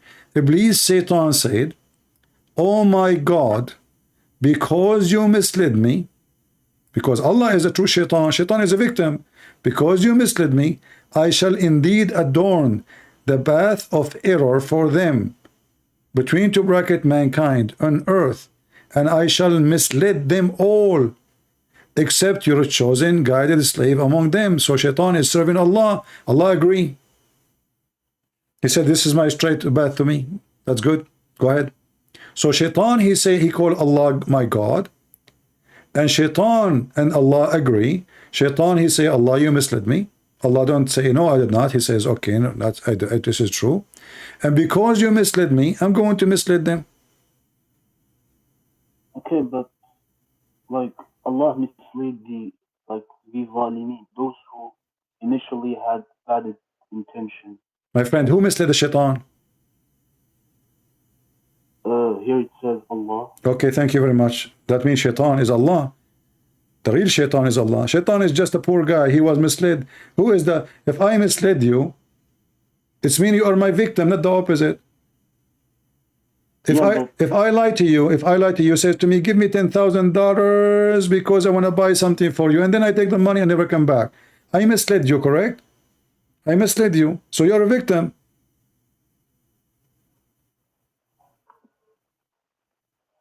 So Shaitan in Islam is a victim of Allah. The real Shaitan is Allah. Iblis is a poor guy. He is still believing Allah, even though after he misled him, because he have no choice. He believe in Allah. He worship Allah. And he said to Allah, okay, as this is what you wish, you misled me, I will mislead them. Allah, he says, good for you. Go ahead. And they made an agreement. I will mislead only those who they are not chosen by you. Which is very stupid, because how you can mislead someone? He is already misled, because the one is chosen by you already. It says, except illa ibadaka minhum al-mukhlisin, except your slave among them. Well, but how you misled someone? He is not a slave of Allah. You cannot mislead him, because already you are misled. If somebody is not a Muslim, how he will mislead him? He is not a Muslim already. He is misled already. I mean, the statement is written by a mentally ill person. How I can mislead someone? He lost the way already. Isn't it Islam is the true way? Okay, so I will mislead those who they are not Muslims. Okay, but those are misled. In order to mislead somebody, he has to be now in the state of not misled. If he is already misled, you cannot mislead somebody is misled. Like you say to somebody, I want to make you have cancer, but the guy already have cancer. So you do not give him a cancer, he have cancer already. So Shaitan will mislead those who they are already misled. That is stupid. But like, is it problematic for you that God can mislead? My friend, your God, it's not a problem for me, it's a problem for you, because you will go to hell. Your God cannot mislead me. So now we confirm that your God is a devil, because God, he guide. God don't mislead. Jesus, he said, I came for the sick, not for the healthy. What does that mean? The sick, he's not a doctor coming, he's opening hospital. No, he came for the one is misled, so he can lead them, not the opposite. Your God, he come to mislead. Everyone is misled in the world is misled by Allah, because Allah misled Shaitan, and then Shaitan, he misled everybody else. But because we believe in destiny as a Muslims, now we believe that Shaitan and a human being, they are misled by Allah anyway. Like, I think even God in either in Judaism or Christianity also, I think he misled as well. No, You know, I can give you an example how God can mislead. As an example, a Muslim is coming to kill me.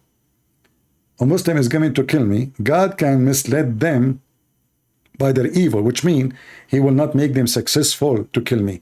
Not misled by, let us say, misguiding them. No, they are evil, going to do evil. So he made them in trouble with their evil.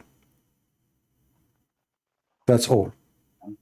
Like you are making conspiracy against Israel and you want to kill every Israeli. God can mislead you to do the right plan, wrong plan, not misled by misguiding from saying the truth and God. No, he can, like what happened as an example when all the Arab they attack Israel and the Israeli have only 4 airplanes, only 4, and the Arab came from every country in the world with arms and etc. God, he made Israel have a victory. It's not the Israeli. How? Because Israeli are a small army, tiny. The Arab, they thought that this army have a lot of airplane, but 2 of them, they stop working from the first day. There's only 2 left. And the Arab army by hundreds of thousands, if they continue to Jerusalem, they will take it for sure. And they stop and withdraw and run. So their evil misled them, and God did not let them do their evil plan, and the Israelis survived. Then the Muslims, they decide to do second war, and then the Muslims decide to do third war, and each time they come, God protect Israel, and the Muslims are defeated miserably to the point they lost Jerusalem and they lost a great part of land. Even the Egyptian, they lost the Sinai, and the Syrian, they lost the Golan Heights. So you came swarm like locusts from every direction. The Syrian, the Iraqi, the Moroccan, the Saudi, the Saddam Hussein, I mean from everybody. 100,000 soldiers from Egypt alone. And you've been defeated miserably, and you lost the land. Why? This is not an army power. This is God power. This is how God can mislead the evil ones. They want to do evil, and he decides to protect those people. And if God, he decides to protect them, not the evil of Muhammad, not the evil of Allah, not an evil in any world can make it happen. If God is with me, if the Lord is with me, no one can be against me. This is what the Bible says, my friend. Anyway, I want to say thank you for being here with us. You are a nice person. You can call me next time, Yusuf. All right? All right? And I will be happy to talk to you. I hope you learned something good today. And, you know, enjoy your conversation between me and you. Same time, next time you call me, we can continue the conversation. I spoke to you for 1 hour and 17 minutes. 1 hour, 18 minutes, you know. But it was pleasant to talk to you. You're a nice person. And if you have a sheikh, would like to join us, I will be happy. You are an Arab. Sure. Can I know from which country you are? I'm from Algeria. Algeria. Can you invite a sheikh, big sheikh from Algeria to join us? I mean, I'll see. But I don't know shuyukh that know English very well. Oh, you can translate if you want. I mean, they can. I'm sure they will find somebody. You can find somebody, and if you don't, you know, we can like translate. You can translate what he's saying, you know, because I would like to see a sheikh supporting you, because I know that, you know, no sheikh can make any difference for me. Islam will lose miserably. Islam is not even a religion. Islam is just a hocus pocus collection of stupid things, as you see, and wherever you go, Islam does not make sense. And now we find that even shaitan is a victim of Allah. So what shaitan is? There's no shaitan in Islam. Allah is shaitan. Allah is the real shaitan. So why in the world, Yusuf, you want to follow shaitan, my friend? You are a nice person. Why in the world you want to follow a person? He make you in a destiny commit sin, and then he want to punish you for a destiny he decide for you. I mean, you come up to this conclusion by your interpretation. No, I'm not. I'm just reading your Quran. It's not my conclusion. Allah is shaitan. Shaitan is a victim. The word shaitan does not fit with the Iblis. Iblis, he did nothing. Iblis was misled.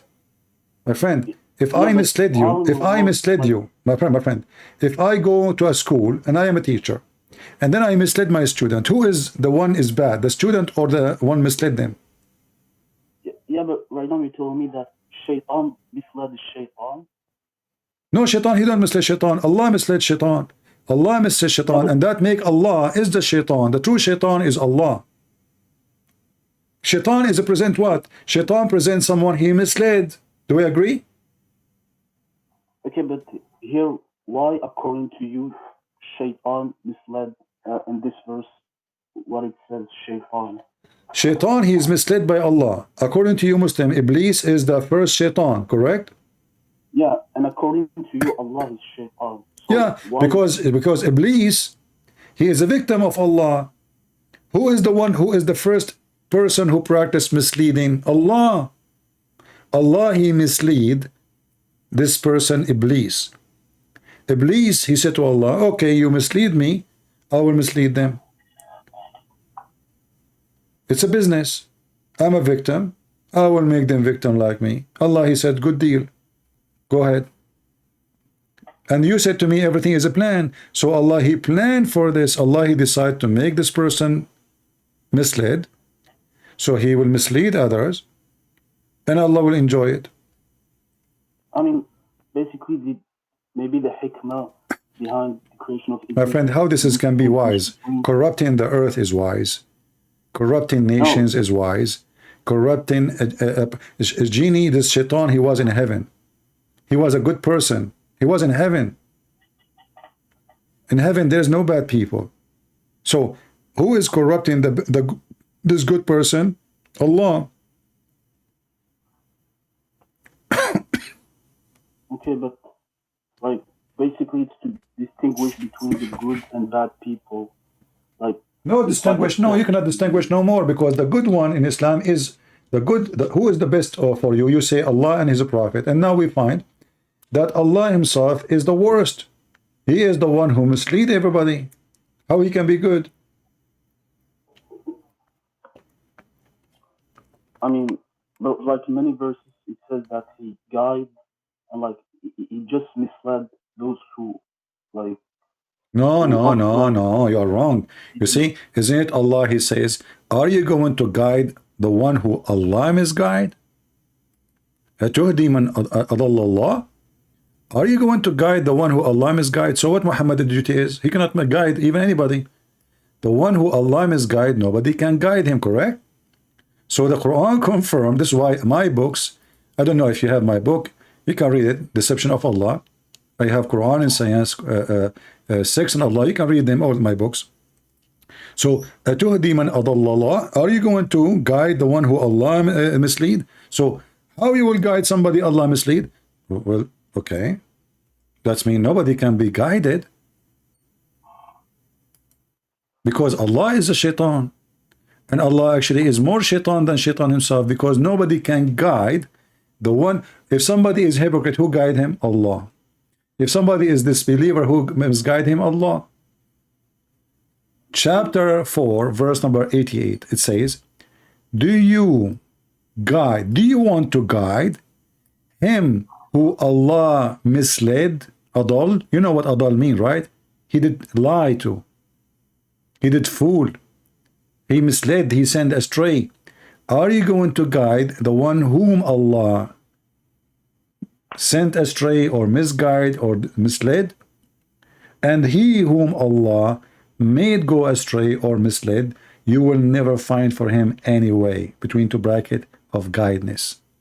Your God, my friend, is the devil himself. Sad to say. And I'm here trying to save you, but it's up to you.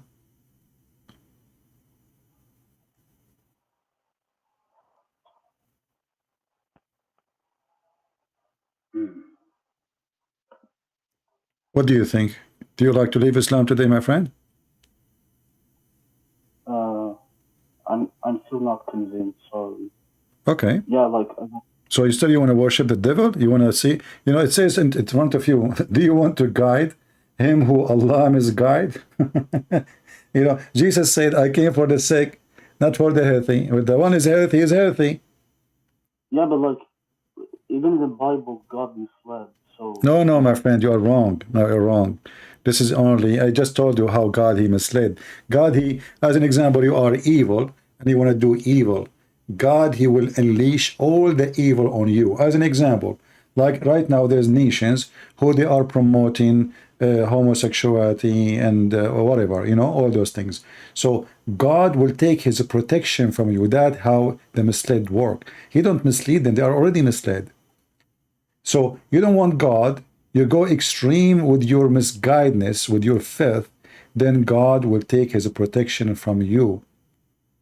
Me, myself, I believe that Islam itself is like a rabies, is like a disease. So when a nation want to go against God, God will send the rabies on them. He will use Islam. How he will use it? He did not create Islam, no. He will take his protection from this nation. And then this nation will collapse. So Islam itself is a curse. God, he cursed the Arab. Why? Because they are very much fooled. They worship idols, they rejected him, they refused him, they fought his people. Same for other nations. Any nations go against the people of God, God will unleash all the evil of the world on them by doing what? Doing nothing, except taking his protection. You don't want me? No problem. Your walls are not protected. Your windows are open, and I am not there for you. Deal with it. And then you will find yourself fighting all the evil source in the world. This is how God in the Bible works. In your religion is the opposite. Your God, he is inside your house to mislead you, not to guide you. Your God, he sent Shaitan even to target his prophets. Every Shaitan is appointed by Allah. Is that correct?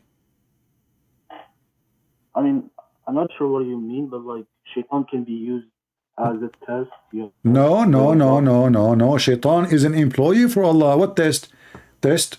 I mean, do we need to be tested every day? I mean, we are. That's it. We have all kind of temptation around us. We do not need Mr. Shaitan. We do not need him. We can be tested by money. We can be tested by sex. We can be tested by power. We do not need Shaitan to test us. There's tests around us every day. But Shaitan in the Quran is appointed by Allah. Is that correct? I'm not sure what you mean by appointed. Isn't it Allah says that Allah وَكَذَلِكَ جَعَلْنَا لِكُلِّ نَبِيٍّ عَدُوًّا شَيَاطِينُ الْإِنسِ وَالْجِنِّ. We made for every prophet enemies from shaitans and from mankind. Who is the one who appointed them? Allah. So even if somebody is against your prophet, is appointed by Allah. Even if Shaitan is against your prophet, is appointed by Allah. So who is the real Shaitan? Who is the head of the Shaitan? Allah. Allah, he is a command. He is the command of Satans in the world. He have a command room. He say, hey, Shaitan number 17, you go to Christian Prince. Shaitan number 18, you go to Yusuf. Shaitan number 20, you go to etc. Allah is the one who appoints Shaitan. Shaitan is not appointing himself. He's not doing voluntarily. Shaitan is sent by Allah. He worked for Allah. Okay, look, let me explain. Basically, how I believe is that the shayateen, are in earth, as I said, as ibtila, or to distinguish the believer from a non-believer, and also, so in this case, why Allah... My friend, doesn't matter. You see, you're not listening. Yusuf. Yeah, Yusuf. Ya Khoy. Isma. It doesn't matter. It's a test or not. Still, Shaitan is a victim. Shaitan, he have no choice. Allah sent him. It says in front of you. Allah, he appointed Shaitan. Allah, he sent Shaitan to you. Look, why you want to do that? You say to me, this is a test. Well, don't Allah, you just told me it's a destiny. So what test? It's a destiny. Everything you do is already pre-written. There's no test. It's already known by Allah. No. There's the difference between known and destiny. Destiny is not about being known. As an example, when somebody commits sin by having sex, is he making a free decision or it's a destiny, my friend? I mean, it's his free will according to... No, that's false. There is no way in Islam it says that. Read with me. This is Sahih Muslim. It says, verily Allah has fixed the very portion of adultery which a man will indulge in, and which he of necessity must commit. It's a necessity. The adultery of the eye, the lust of look, etc., blah blah blah blah, and the intercourse will confirm. But it's what? It's a desire made by Allah and destiny of action in a very portion, which means when you look, Allah He wrote it for you. When you touch, Allah He wrote it for you. When you have intercourse, it is written by Allah. It's not your choice. Yeah, it's written, but it's still a free will. No, how it's free will? It says the very portion. Okay, let me ask you. Even though I lost my voice. When Adam committed sin, did Adam commit sin in the heaven by his will, or it was a destiny? Both. It can't be both. Either it's my will, or it's either it's the will of me or the will of God. Yeah, look, basically there are three types of Muslims. There are the Qadariyah. No, don't tell me three Muslims. I don't care about three Muslims. There's no three Muslims. There's Islam only. I don't believe in this garbage. So tell me, when Adam he did, is your prophet, he's one of the three too? Your prophet is your prophet. So your prophet described the sin of Adam. Adam did not choose to commit sin. Moses, he said to Adam, he said to Moses, sorry, Moses says to Adam, because of you, Adam, we are out of heaven. Moses says to him, answering, Adam said to him, do you blame me for something Allah He wrote for me in my destiny 40 years before my creation? So what Moses is saying, you know what? Because of you, we are out of heaven. What Adam saying back? How you blame me? Are you stupid or what? Don't you know that this was a destiny? So what it says clearly that you cannot blame Adam for his sin, for the sin was nothing but the plan of Allah. It was a destiny. And your prophet said that Adam he overcome Adam, and he repeat that 3 times. So Adam overcome Moses by his argument. What is the argument? Can you blame me for something written in my destiny 40 years before my creation? So, you know, when Muslims do not even understand what we are talking about, because nobody want to read, nobody want to study, nobody want to go deep in what he's saying. It's a destiny. It is not a choice of Adam. And Adam saying to him, you, Moses, you say that you are the one who Allah spoke to him. You blame me for what Allah wrote for me, which I have to commit. So we cannot blame Adam for his sin according to Islam, because it was not his sin. If it is his free will, then we can blame him. Read carefully with me. Does it say in front of you? Adam said to Moses, Allah selected you for his direct conversation with you and wrote with his own hand the Torah for you. And despite your blame me for an act which Allah had ordained for me 40 years before he created me. Allah Apostle says, and this is how Adam came the better of Moses, and he repeat that 3 times as usual. So Adam's sin is not a free will.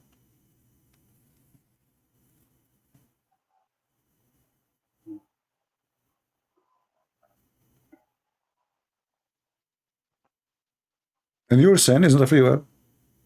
What goes for Adam goes for you. Yeah, but like in this case, it wasn't like the I believe, if I remember, I think Sheikh Islam said about that in this case, it isn't really a sin coming from Adam. It's a calamity that was already like Destiny. installed by. Okay, but this is evil, this is stupid. So why Allah kicked him out from heaven? And why Musa's a Muslim prophet, yet he don't understand how Muslims, they say Musa is a prophet, yet he don't understand what Adam is saying. Why Musa is accusing Adam? Look like Musa is a Christian person, because this is what the Christian believe. The Christian believe because of sin of Adam, this is what original sin, because of Adam's sin, free will, by free will, he was kicked out, and we are his children, so we are out, we are born out. So this is what the Christian believe. So Musa cannot be Muslim. For Musa, and this is after death, Musa and Adam are debating in heaven. So Musa, he spent his life as a Muslim according to Muslims, and yet he don't understand that this is destiny. Adam teaching Musa's. Allah never taught Musa's. So now, because we know that Adam and Musa never met, how they will meet? Where they met now? This is in heaven supposedly. Musa's and Adam, which is very funny, because according to Muhammad, every prophet is dead, and he will be the first one to be resurrected. So why Musa's and Adam are in heaven now? Stupid story. But anyway, the more your prophet he speak, the more he make disaster, and the more we help us to make Muslims agree to leave Islam and save them. And I hope, my friend, you will be saved and you will leave Islam soon. As you see, this is stupid. Why I'm going to be punished for a sin? It's a destiny. There's a video of Mufti Menk, you can watch it. Search Destiny Mufti Menk. You will see, speaking about a thief brought to the Caliphate Umar. The thief, he said to the Caliphate, why you want to punish me for something written in my fate, in my destiny? Mufti Menk, he says, the Caliphate Umar was smarter than him, and he said, well, it is a destiny for you to steal, it's a destiny for me to punish you. Madness. And even Mufti Menk, he said, this is a good argument. If you look at it, very good argument. Why I want to be punished? It's a destiny. So the thief is not a thief, the adulteress is not adulteress, the kafir is not kafir, for this is destiny and Allah playing with us.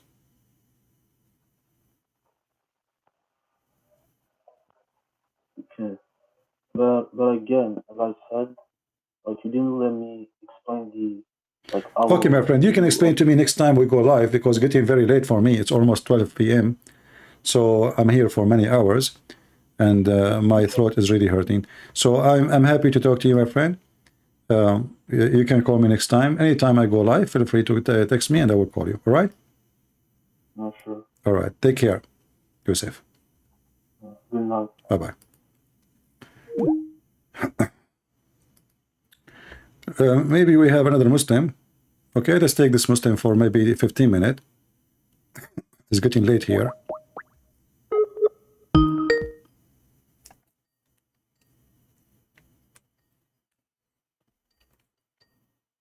Let's see. The one who called himself Mayazi. Mayazi, answer, please.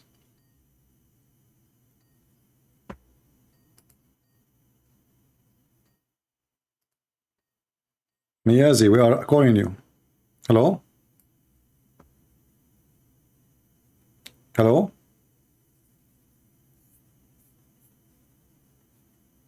Hello? Are you going to talk or no?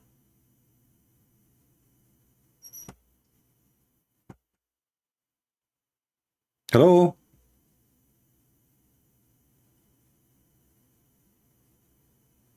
Yes, I hear you. Go ahead. Hello. I hear you. Go ahead. Okay. Are you a Muslim? I don't even know. Are you a Muslim? Yeah.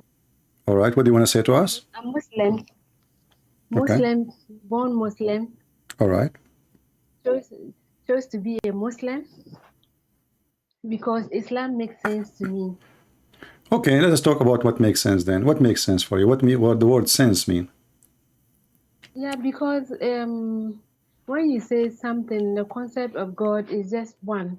You need not, it's basic. 3 doesn't equals to 1 because it's basic. Basic, It's okay. basic that So your 3 God is one what? doesn't Your God is one what? one God. Okay, The creator if there is of one heaven God, and that earth. means there is 2 God or 1 God. You said he's one God.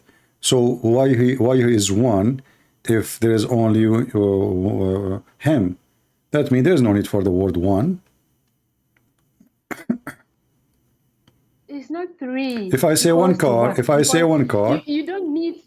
okay, okay. I want to show you a verse. I want you to help me because I'm not smart like you. And as long as you understand sense and what makes sense, so you will help me what makes sense here.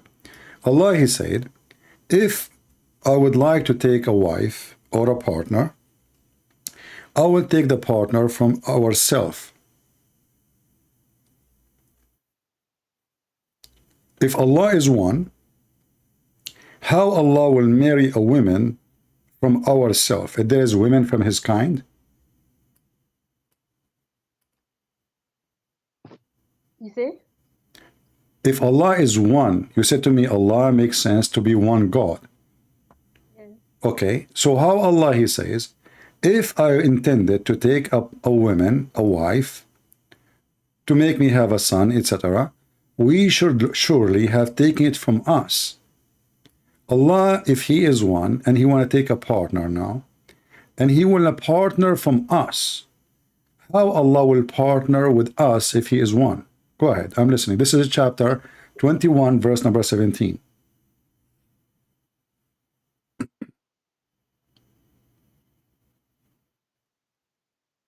I'm not on YouTube, so can you read it?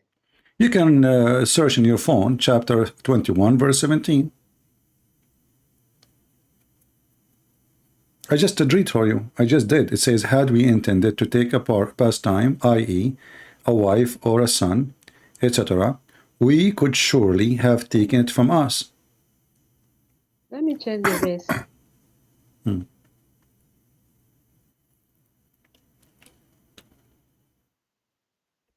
Chapter 21:17.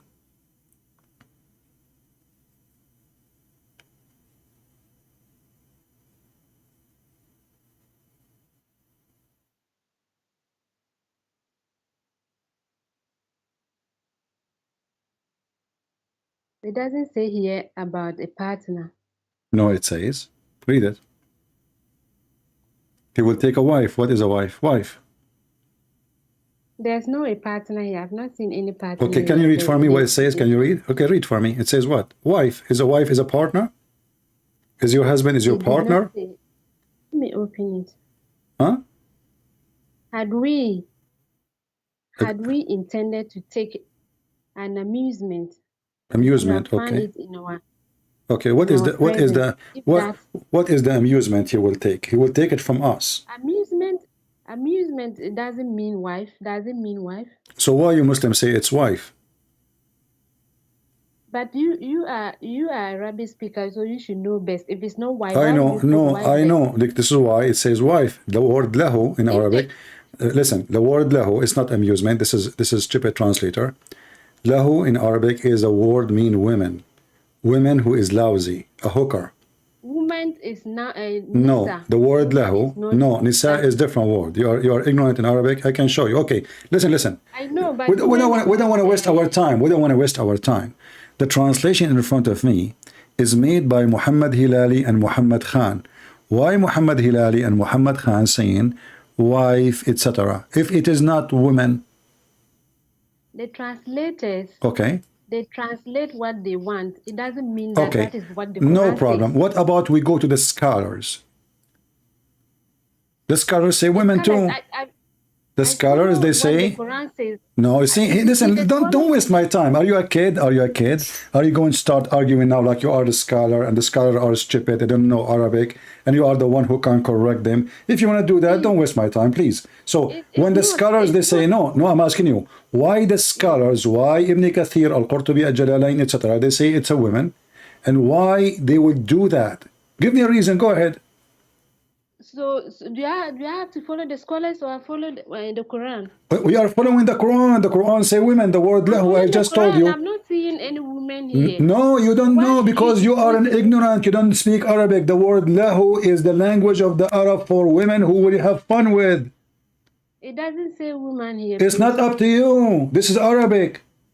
You are reading. You are reading a stupid translator. He himself is not even an Arab. Okay, give me the name of the translator. I can't. There's no name here. What do you mean no name? There's no name. His name is no name? There's no name attached. Okay, well, I'm showing you Muslim translation. Then this is Muslim translation. And I can show you Al-Qurtubi. I can show you Al-Jalalain. I can show you Ibn Kathir. I can show you all the Arabic scholars, not somebody coming from Gambia. He don't speak to Arabic word. He will explain to me the Quran. So the Arab, in their language, the word lahu is for a lousy woman, not even a good woman. Lousy. You know what lousy mean? Lahu is a woman for fun, This is why the stupid who said to you, he said amusement. So Allah will abuse. If there's anything can amuse Allah, I mean, if he's God, how Allah can be amazed by anything? This is the most stupid. Even the translation is so stupid. How Allah can be amazed by anything? Had we intended to No, answer, don't change. You said it's amusement. Listen, focus with me. Now you don't want to take amusement no more. Focus with me. How Allah can be amused by anything? He's God. I can't question him. Huh? I can't question him. I can. You cannot. You are stupid. I can. How Allah? You said to me it doesn't say women, and now you replace it with amusement. So now you are in big trouble. Because if Allah is God, He will not be amazed by anything. For everything. You are, because you just told me. Because you just you see you are now you are trying to avoid the question. How Allah can be amazed? How Allah can be amazed by anything if He is God? I can be amazed because I see something great, amazing. I cannot do it. I see the cloud. I'm amazed with it. I see the ocean. No, you said amusement. So Allah will be amused. Please let me read it.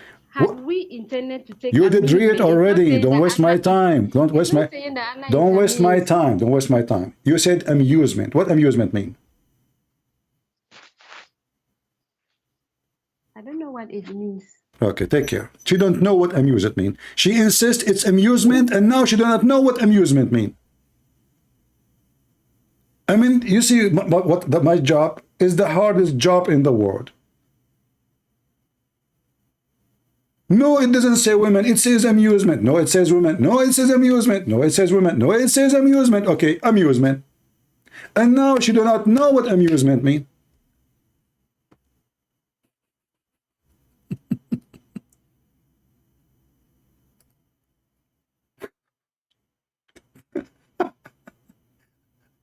I will have a heart attack one day by the amazing stupidity. How Allah is going to be amazed if He is God? I will be amazed to see like first time an airplane flying, because this is upon my ability to comprehend. That's what. I will be amazed if I see a man walking in the water. I'm God. Nothing can be amazing for me. Nothing can be amusement, because I'm the creator of all those things. I made them already. They are not news for me.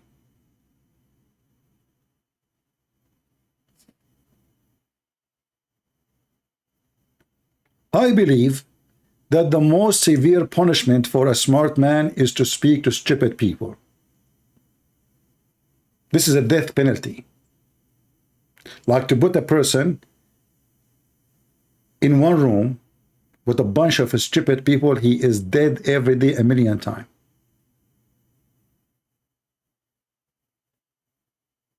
And the poor me, I have to deal with this stupidity every day. For hours after hours after hours.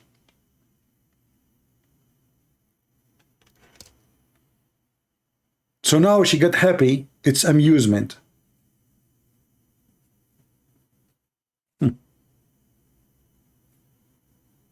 They try to fix it. They make it more blind. Duct tape. If you look at Allah right now, you can't even see his ass. It's full of duct tape. They duct tape his mouth. They duct tape his Quran. They add a bracket. They add words is not there, just to duct tape. And then you will see somebody calling you from Gambia, from Zimbabwe, and he want to speak to an Arab, he will teach him Arabic. And then you speak to the Arab agree with me. Did you notice the Arab guy? I was speaking to an Arab guy for the last hour. He agree about every word I say. I speak to somebody from Gambia, he don't agree. I speak to somebody from San Francisco, you do not know Arabic. I speak to the Arab, he agree about everything.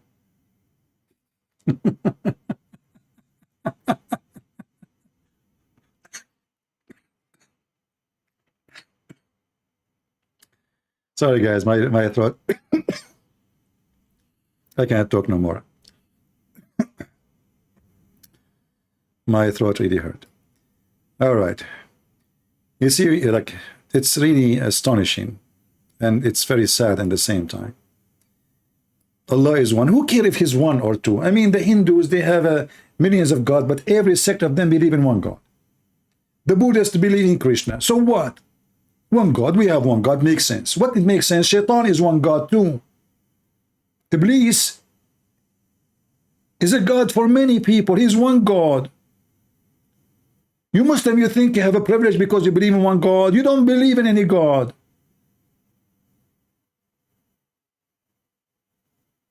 And I find it very insulting, somebody saying to me, Islam makes sense. Makes sense that if I believe in Allah, I will have 72 women like you opening their legs? That makes sense? I will have 80,000 little boys to serve me?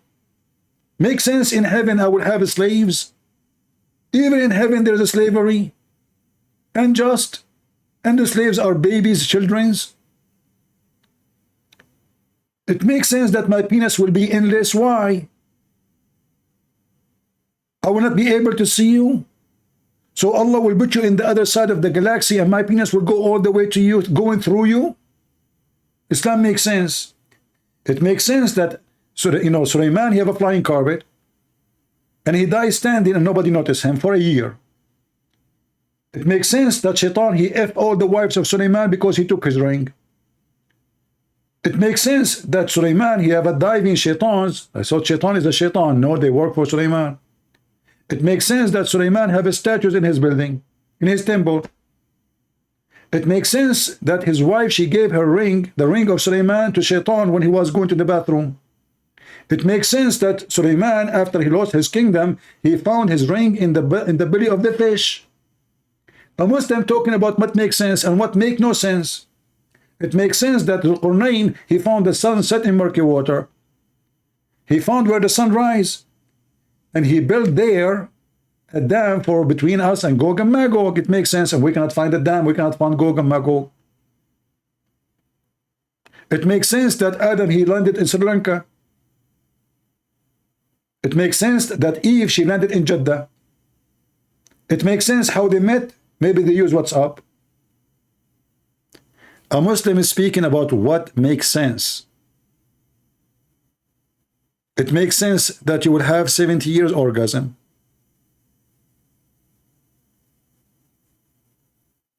It makes sense that in the heaven there is a bazaar which is sold nothing there except images of men and women, which mean Muhammad promoting homosexuality.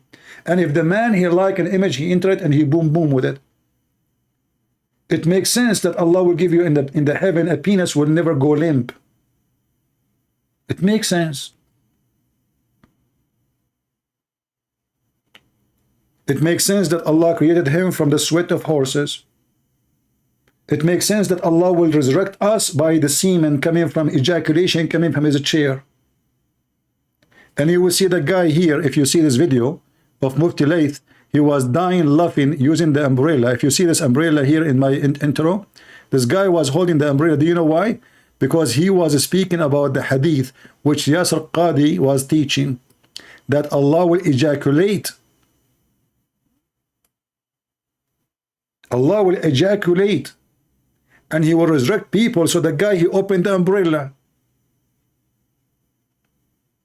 It makes sense.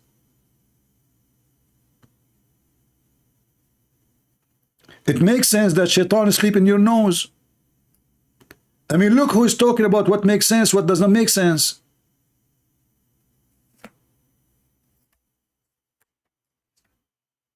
Believe without understanding. The brother asked a very important question that most of the scholars say that listening to music, watching movies, and most of the television programs, they're haram. So how can we have fun? Let me tell you, brother, at the outset that having fun is permitted in Islam as long as the fun is halal fun.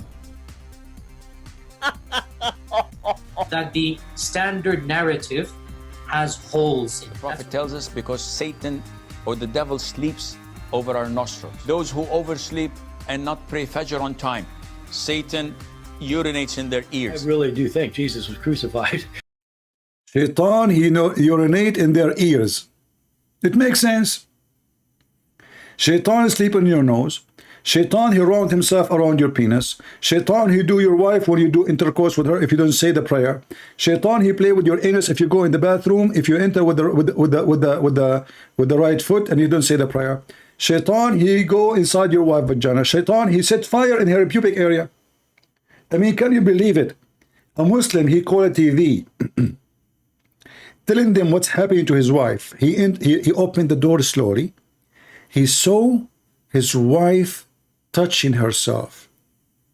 The sheikh, they said to him, and he said he saw fire in her pubic area. Fire! The sheikh, he said to him, brother, listen to me. You need to read Quran, brother. Your wife, she is sleeping with the genie. And that fire in her pubic area because he is made of fire. I mean, the woman, she is horny. The guy is not doing his job, obviously. The woman, she is touching herself. The Muslim gave him a solution. Read Quran. Play Quran in the house. Recite the chapter of the Kursi upside down. The woman is touching herself naked. The husband opened the door. The solution is what? Play Quran. Makes sense? And I want to know how in the world the fire started there. I mean, there's no lies in the story. He saw a fire in her pubic area, brother. How many of you saw a fire in your wife bushes? That's why you have to trim it, to avoid the fire. You know what? I want to go, but just let me show you this. Hold on.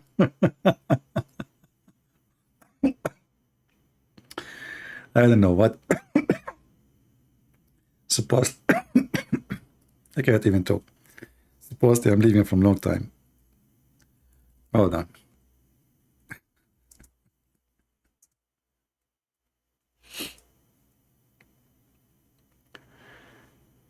Oh boy.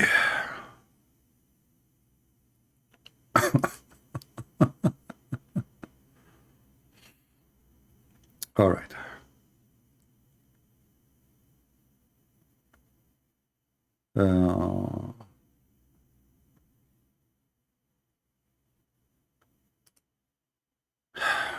I'm trying to find this web page.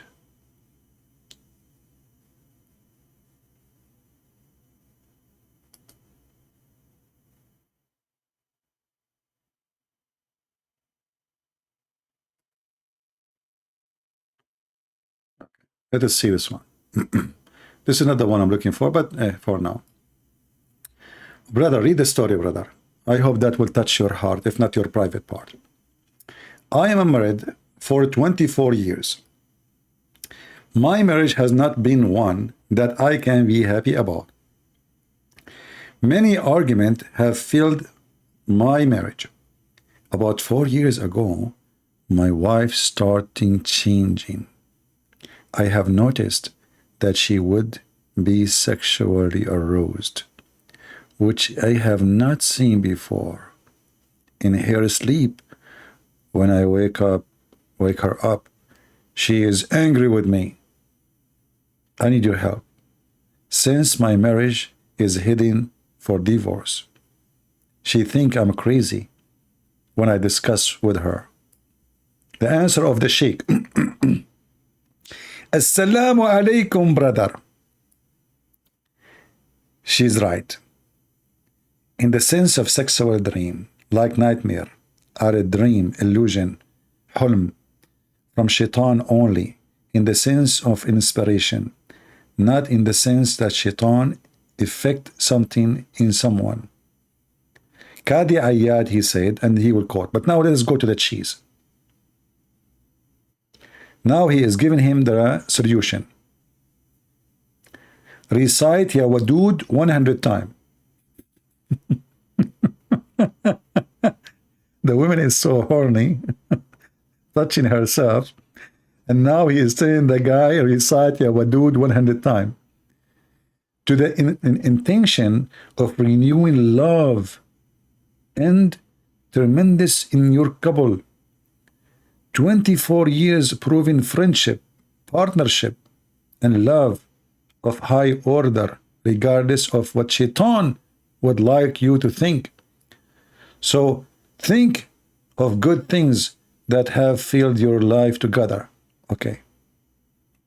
And then, as for an altered question, the title header and consistent Sheikh al-Islam and the true Imam al-Jalal al-Suyuti, Allah have mercy on him, said in the book of Jinn, Ahkamul Jinn, page number, etc., hadith number, etc., the truth that it is possible for a human being and jinn to have intercourse. And At-Talabi mentioned in his tafsir that in the meaning of and be, O Iblis, partner with their human being. That is a verse in the Quran. And wealth, chapter 17, verse number 64.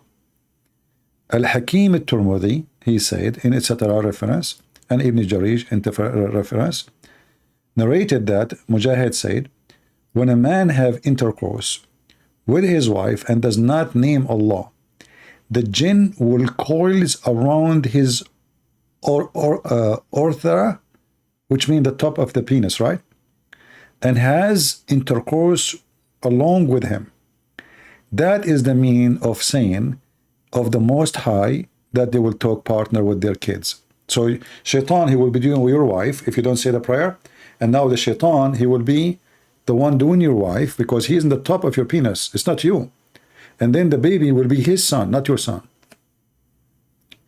Al-Baghawi in his tafsir said, Ibn Abbas, blah, blah, blah, blah, blah, or the Al-Mugharribun are the sons of jinn. Those are the homosexual. So a Muslim trying to find why there is homosexual. The answer is, this is because a person, he have sex with his wife, he did not say, Allahumma janni bi shaytana wa ma razaqtani, blah, blah, blah, blah. So the prayer in Arabic. And then because they did not say it, the homosexual, they are born because shaitan, he was doing the women, boom, boom, and the baby became a homosexual. Allah and his messenger forbid that a man have intercourse with his wife during her menses. When he does, shaitan is that there before him, and she may get pregnant and will give birth to mukhannath, for a homosexual. Now we understand how homosexuality is coming to earth. Do you understand? Islam makes sense. Shaitan have sex with your wife. I mean, there's other stories. If I find them, you will die laughing, you know. I wish I can find that one, the one about the guy, he saw his wife bushes in fire. This is why if you are married, you have to get like a fire distinguish. You know, you never know. You go inside the bedroom, your wife, she's on fire, the bed will be in fire, the house will be in fire, and all of that starts from her vagina. Vagina are a very dangerous part. You know, this is where the fire started. Actually, there's many reports by the fire department, like people, they claim insurance. If the fire started from the vagina, your company, they will not pay you. I'm warning you. because this is a human error, not an act of God. The husband is not doing his job. The woman, she sleep with the Muslim genie. The genie, he is made in fire. He set her bushes in fire. She cannot stop the fire. Too late. The sheet go in fire. The bed go in fire. The husband go in fire. And nice to meet you in fire. You know? And then this lady, she called me and say Islam makes sense. It makes sense. And then if you open the books of tafsir, you will find that Shaitan, he himself, Shaitan, he have a penis in the right thigh. He have a vagina in the left thigh, and then he would do nukah to his this by this, which means he enter his penis, enter into his vagina, and then he lay 10 eggs. And from every egg, there is 72 shaitan and shaitana, which means male Satan and female Satan. And she is talking about what makes sense. It makes sense that Muhammad, he said, you are stupid, half a brain. That the only thing makes sense to me. I guess he knew what kind of Muslims, what kind of people will follow him. Otherwise, it doesn't make sense. Anyone will believe in such a garbage. Anyway, guys, I want to say thank you all for being here. I hope we have a good time today and we enjoyed listening to those poor Mohammedan. We pray to our friend Yusuf from Algeria to see the truth, and he will leave Islam soon. We hope so. And we hope that this poor soul from San Francisco, I cannot say he's a bad person, but he's just fooling himself. I invite him to take everything I say into deep study. Anything I say, go check it out, see if it's true or not. And next time, don't be hypocrite. Don't say to me, I don't accept the hadith, and then you quote to me a hadith. Don't do that. That is not an act of a smart person. And remember, when you call me, you are speaking to Christian Prince. I'm not like others. I will grab you from your tail, even if you put it in between your legs. So don't think you can get away with it. Anything you say. And he said, there's many things he said he did not say it. I want you, my friend, to go and watch the video again and see that you did say everything you denied. I accept only the scriptures. Then he quoted for me the hadith. Anyway, God is good, so is the Messiah. He said, I am the good shepherd. My sheep, they knew me, and I know my sheep. He said, I am from above, you are from below. He said, I'm going back to my Father, and he is there. No grave can keep him. No death can take him. No evil can win against him. No disease is hard for him to heal. He is the one who makes the blind see, and the one who cannot walk. He is the one who forgives sin. He is the one who controls nature. He is the one who said, before Abraham I am. And Abraham, he saw my day. He is the one who said to the Jews, what you say about the Messiah? They said he is the son of David.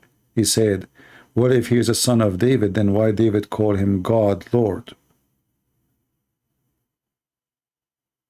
The Messiah said, I am God's son. I go to my Father, and I will prepare the way for you. Knock at my door, and I will open. Come to me, the tired one, and I will comfort you. Be holy like your Father, so you will be in the kingdom of my Father. Not everyone says to me, Lord, Lord, will enter the kingdom of my Father, but the one who does his will. That is my Lord. His name is holy. His act is holy. His life is holy. And he is in the holy heaven with the Holy Father. For holy belong to holiness. And the wage of sin is death. And this is why Muhammad is dead and the Messiah is alive. For he never commit any sin. He commit no sin. The wage of sin is death. From above to above. From dust to dust. He is from above. We are from dust. And he is the only one can save you, Muslims. So don't fool yourself with the Lord of penis, the Lord of vagina, the rivers of honey. This is a hungry God trying to tempt your tongue and your private part and your belly and your stomach. Gold and silver, that is Satan. God does not promise such a thing. Gold and silver mean nothing to God. Nothing to God. God, he don't have a buffet in his heaven. He don't have a pimp house in his heaven. Especially this house is going to have and host people just for sex. God is not Andrew Tate. He is not a pimp. God is holy. When you go to your mosque, you take off your shoes. How you will enter the house of Allah with your penis? Having sex in the house of Allah. You claim that Allah is God. The Messiah, he kicked people from the skirt of the temple just for buying and selling, not because they are having sex. The skirt of the temple, this is not even God's kingdom. For buying and selling. He flipped their tables. He kicked them out. Dogs used to go inside the holy mosque of Allah, you call it holy, and they used to urinate, and not a zero Muslim, he do clean after them, not even Muhammad. Dogs. And then you claim that you are following a clean man who jump in water, have dead dogs and women blood from period. And he is full of lies. And then you don't want to believe in the Messiah. His name is amazing. His act is more amazing. His words is beyond wisdom. And just wait. When he come, and he will send you with your prophet to hell if you don't repent. When the Lord, he come with the glory of his angels over the cloud, and he will say, bring them in front of me and slay them. But you will wish to be slain, because death is going to be your imaginary dream. It's going to be a wish you will never have. Justice will be accomplished. Even your silly prophet, he says that the Messiah will come, hakaman muqsitan, absolute just and justice. Nobody can do that except God. That is the Messiah. The Messiah is my Lord, and the devil is yours. See you soon.